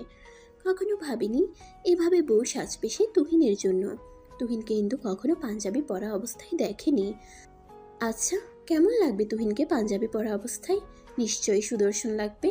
কথাগুলো ভেবে আনমনে হেসে ফেলে ইন্দু। স্মৃতি ইন্দুর অকারণে হাসি দেখে বলে, বিয়ের আগেই এমন হাসি, বিয়ের পর কিভাবে হাসবি তাহলে? চল বের হতে হবে। ইন্দু হ্যাঁ বলে হাতে ফোনটা নিয়ে তুহিনকে মেসেজ দেয়। কাল রাতে বলে দিয়েছিল তার জন্য একগুচ্ছ কাঠগোলাপ আনতে, সেটা যেন ঠিক মনে করে আনে, সেজন্য মেসেজ দেয়। মেসেজটা দিয়ে স্মৃতি, ইন্দু, মনোয়ারা বেগম আর ইলিয়াস বেরিয়ে যায়। উকিলের চেম্বারের সামনে এসে দাঁড়িয়ে থাকে তারা। তুহিনের আসার নাম নেই। মিনিট 20 পর তুহিন ও তার ফ্রেন্ডরা আসে। ছেলেটাকে কল্পনায় ভাবার থেকে বেশি সুন্দর লাগছে। তুহিন ইন্দুর মায়ের কাছে গিয়ে কুশলাদি করে তাদের ভেতরে যেতে বলে। সবাই ভেতরে গেলে তুহিন ইন্দুর সামনে দাঁড়িয়ে এক পলকে তাকিয়ে থাকে ইন্দুর দিকে। মেয়েটার সৌন্দর্য দ্বিগুণ বেড়ে গেছে শাড়িতে। কথাতেই আছে শাড়িতে নারী। সরি ইন্দু, দেরি করার জন্য। আসলে মায়ের কাছে গিয়েছিলাম দেখা করতে। ইন্দু মাথা তুলে তাকালো, জিজ্ঞাসু দৃষ্টি নিয়ে বলে, কি বললো আন্টি? বলে দিয়েছে তার ছেলের বউকে যেন সোজা তার বাসায় নিয়ে যায়। সত্যি? হ্যাঁ সত্যি। আমার ফুল? তুহিন একদম ভুলে গেছে ফুল আনতে। এই প্রথম তার ইন্দু একটা জিনিস চাইলো, আর সে ভুলে গেল। বুনো মনটাকে ইচ্ছে মতে চড়াতে ইচ্ছে করলো তুহিনের। আশেপাশে তাকালো। রাস্তার ওপাশে কয়েকটা ফুলের দোকান আছে, কিন্তু কাঠগোলাপের দেখা পেল না। ইন্দু, কাঠগোলাপ তো নেই, সাদা গোলাপে কি চলবে? হ্যাঁ চলবে। আচ্ছা তাহলে দাঁড়াও, আমি এই যাব আর আসবো তোমার ফুল নিয়ে। তাড়াতাড়ি আসবেন। হুম। কথাটা বলে তুহিন রাস্তার ওপাশে যায়। এক গুচ্ছ সাদা গোলাপ নিয়ে টাকা দেয় দোকানদারকে। এর মধ্যে এক পিচ্চি এসে বলে, ভাইয়া আমার ফুলগুলো নেন, বেশি দাম না, মাত্র 50 টাকা। তুহিন দেখলো ছেলেটার কাছে 5টার মতন লাল গোলাপ। কিছু একটা ভেবে ফুলগুলো নিয়ে 200 টাকার নোট ধরিয়ে দিয়ে বলে, বাকি টাকা লাগবে না, তোমার কাছে রেখে দাও। আমার আর তোমার ওই যে আপুটার জন্য দোয়া করবে। আজ আমাদের বিয়ে। ছেলেটা মাথা নাড়িয়ে চলে যায়। ইন্দু দাঁড়িয়ে থাকতে থাকতে বিরক্ত হলো। রোডের এপাশ থেকে হাত নাড়িয়ে বলে, আর কতক্ষণ? তুহিন ফুল দেখিয়ে বলে, হয়ে গেছে, আসছি আমি। অনেকগুলো ফুল এনে তার প্রিয় তোমার হাতে দিয়ে বলল, আমি তোমাকে অনেক ভালোবাসি। এখন তাদের বিয়েটাও হয়ে গিয়েছে, তাদের সুখেরও সংসার হয়েছে, তারা অনেক সুখে আছে, তাদের জন্য দোয়া করবেন। তো গল্পটা এখানেই শেষ। নেক্সট গল্পতে আপনাদের সাথে দেখা হচ্ছে। সবাই ভালো থাকবেন। আল্লাহ হাফেজ।